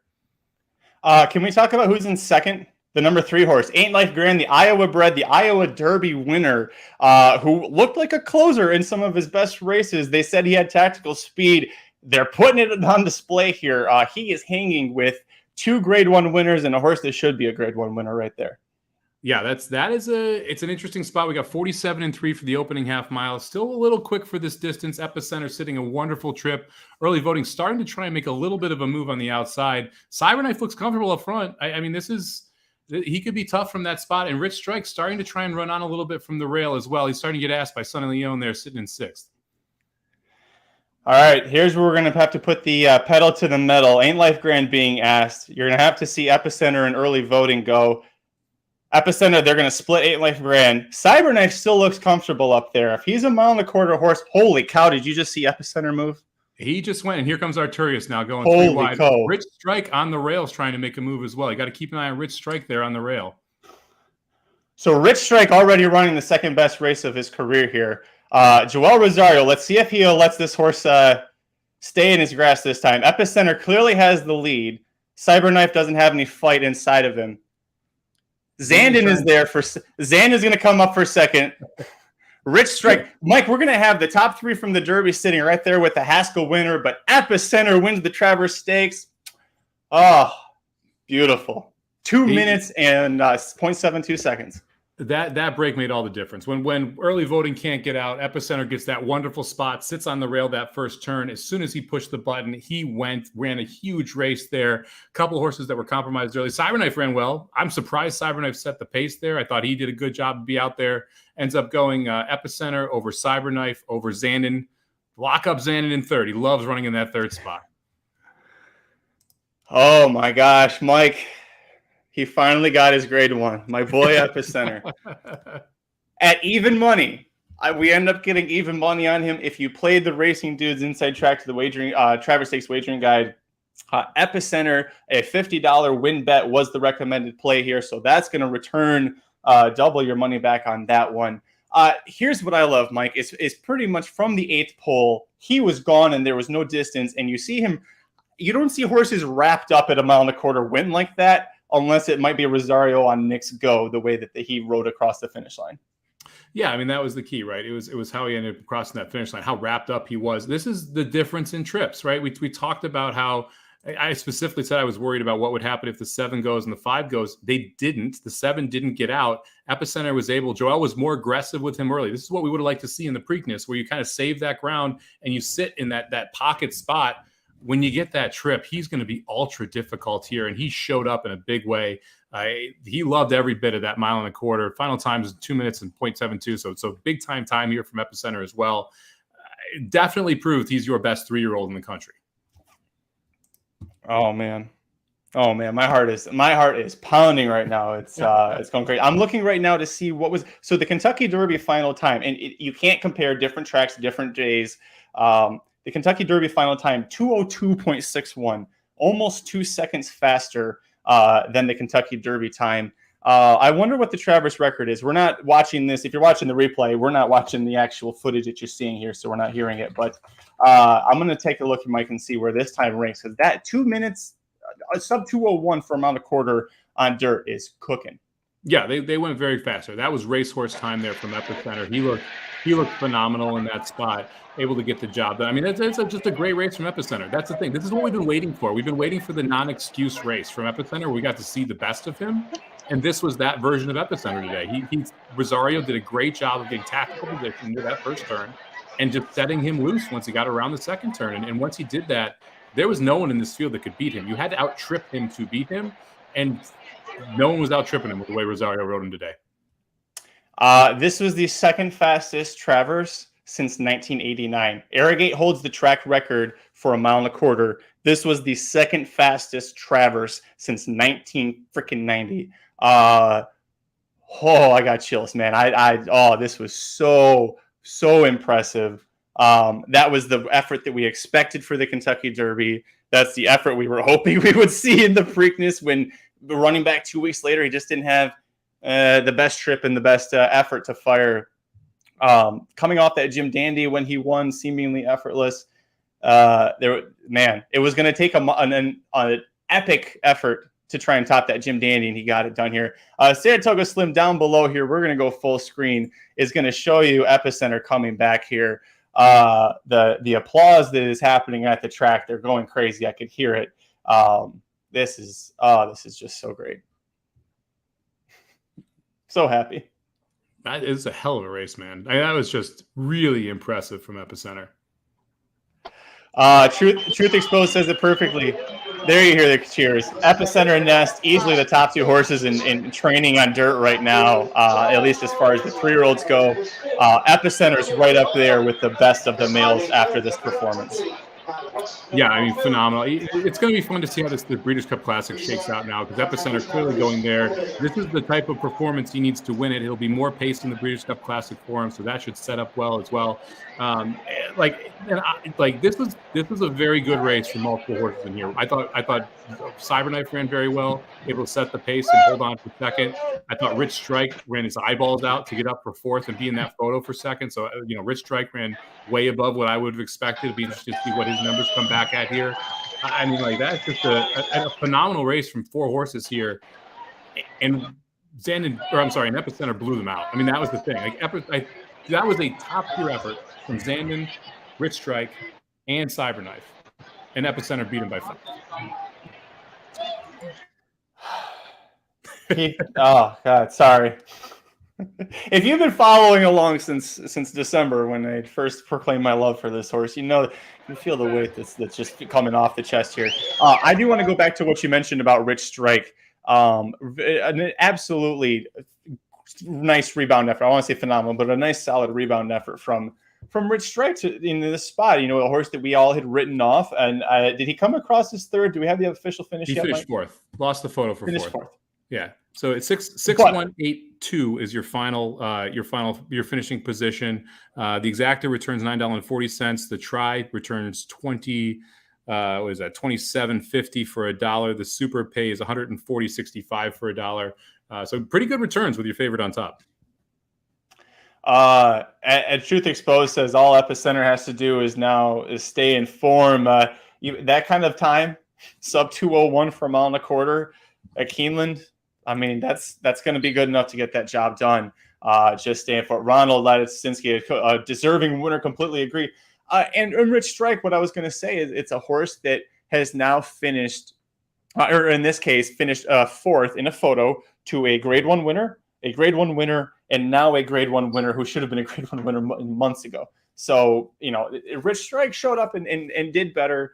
It's good to see that. So, we're not Rich Strike haters, and we want to see him do poorly. If he does well out of that Derby, it kind of validates what happened in that race, and that's kind of what we're all looking for. Boy, it is. Everybody's arguing in the chat now about Eclipse Awards, and we can touch on that later, Mike. But for now, just look at this horse. What a beauty. Yeah, you just got to appreciate big time winners sometimes. It's fun now. I mean, it's fun that we have a 3-year-old male standout in Epicenter and a 3-year-old female standout in Nest, which we can argue about this. You know, it's nice that you have that argument going back and forth. I would take Epicenter in that argument. I think that Nest would be hard pressed to beat Epicenter if she had run in the Travers today. I know that people talked about, hey, if we ran that effort from the Alabama and the Travers, she's going to win it. I don't think she does. I think Epicenter beats her. But, you know, it's 2 phenomenal horses. And one of the best parts, actually, you know what, the best part about horse racing is we get to argue about this, and then we get to bet our money on it. Like, that's the thing. You're right or you're wrong when you bet your money on it. So it's phenomenal to have this caliber of horse on both sides of the field and be able to talk about it and argue about it. All right. Well, hey, as horse racing goes, still alive to 4 or 5 in the pick 5, Mike. So, you know, we got to talk about who we like next. No, this was a great one. We're going to talk about this for a very long time to come. Holy smokes, it's 3 or 6, depending on what time zone you're in. We made it to the end here. Listen, if you followed along with us, thank you so much for joining us for this journey. It was a lot of fun. We hope you enjoyed it as much as we did. Before we get out of here, Mike, do you have any final words? It's a fun day. Like, it's just like, I know some people don't love these big days. Sometimes it gets a little chalky. Today, we had a major upset with Jackie's Warrior. We saw a champion with Epicenter. We got to see a phenomenal race out of Gufo going back to back in the Sword Dancer. You got to see Jack Christopher look dominant and head to the sprint. I mean, I get that people don't like some of these days because there are smaller fields occasionally because you have chalk that wins, but it's a lot of fun when we get to argue about who the best sprinter in America is, when we get to argue about who the best turf in the first in the world is, when you get to argue about who's better, Nest and Epicenter, and they both show up like champions on back-to-back weekends. It's back 1 weekend in between. Anyway, I love these days for that reason. They may not be the best betting days, but they sure as hell are the best days just from a sport perspective. Yeah, I mean, the way that, you know, as fans of this sport, even if you weren't, you know, emotionally invested like Mike and I have been with Epicenter for months, as a fan of horse racing, seeing a horse do that in a race that's as historic as the Travers, it's just, it's chilling. So we hope you had a lot of fun. Thank you so much for joining Mike and I and Jared and Aaron and Slim at the track. All that. We're going to keep this going. We love to do these live videos, these live streams on the big race days. And then that includes, you know, leading up to the Breeders' Cup and then maybe the Breeders' Cup weekend as well. So it's always a lot of fun. If you haven't yet, please like the video, subscribe to our channel, youtube.com/racingdudes. We have all sorts of fun content coming out, race previews, reactions to all the big races, of course, these live events, and a whole lot more, as well as Dudes Who Bet Daily, Mike. And I haven't looked to see how anybody else has been doing it yet today, but I know that you can catch us every Wednesday through Sunday at noon Eastern, 9 a.m. Pacific, going live with our best bets, whether it's horse racing, Major League Baseball, Canadian football. We've got football, college football, and the NFL starting up soon as well. So lots of stuff like that. It's been a fun day, partner. Yeah, it's been good, man. It's Dudes Who Bet Daily is 1 and 2 so far today. Down a little bit of money. We got 2 games left out. Up $260 for the week, something like that. But up over $2,000 for the 6-week career of that. So that's every day at noon Eastern, Wednesday through Sunday. So make sure you check that out. Make sure you subscribe to the channel. Got a ton of content. We got more previews that'll come out in capsules as the stakes races get bigger. And the Breeders' Cup is coming. We will have a ton of coverage for that as well. Be live on Thursday night before Friday's card, Friday night before Saturday's card. I know I'll be talking BCBC. I'm already in there. Just the coverage is going to be phenomenal. So make sure you check that out. Totally forgot. Early voting was eased across the wire. We'll talk about all of this and the fallout from the Travers Stakes weekend on the next Magic Mike show, which will be Monday at 5 Eastern, 2 p.m. Pacific. It'll be Mike and I talking about everything that happened this weekend and the fallout. And don't forget, tomorrow, Sunday at noon Eastern, 9 a.m. Pacific, the next Dudes Who Bet Daily. We still got a whole another day of racing for Saratoga and Del Mar. So we'll see you for that. Thank you once more for everybody for joining us. We'll see you for the next one. Till then, good luck at the races. With the roar of the Saratoga crowd, Essential Quality has won the Run Happy Travers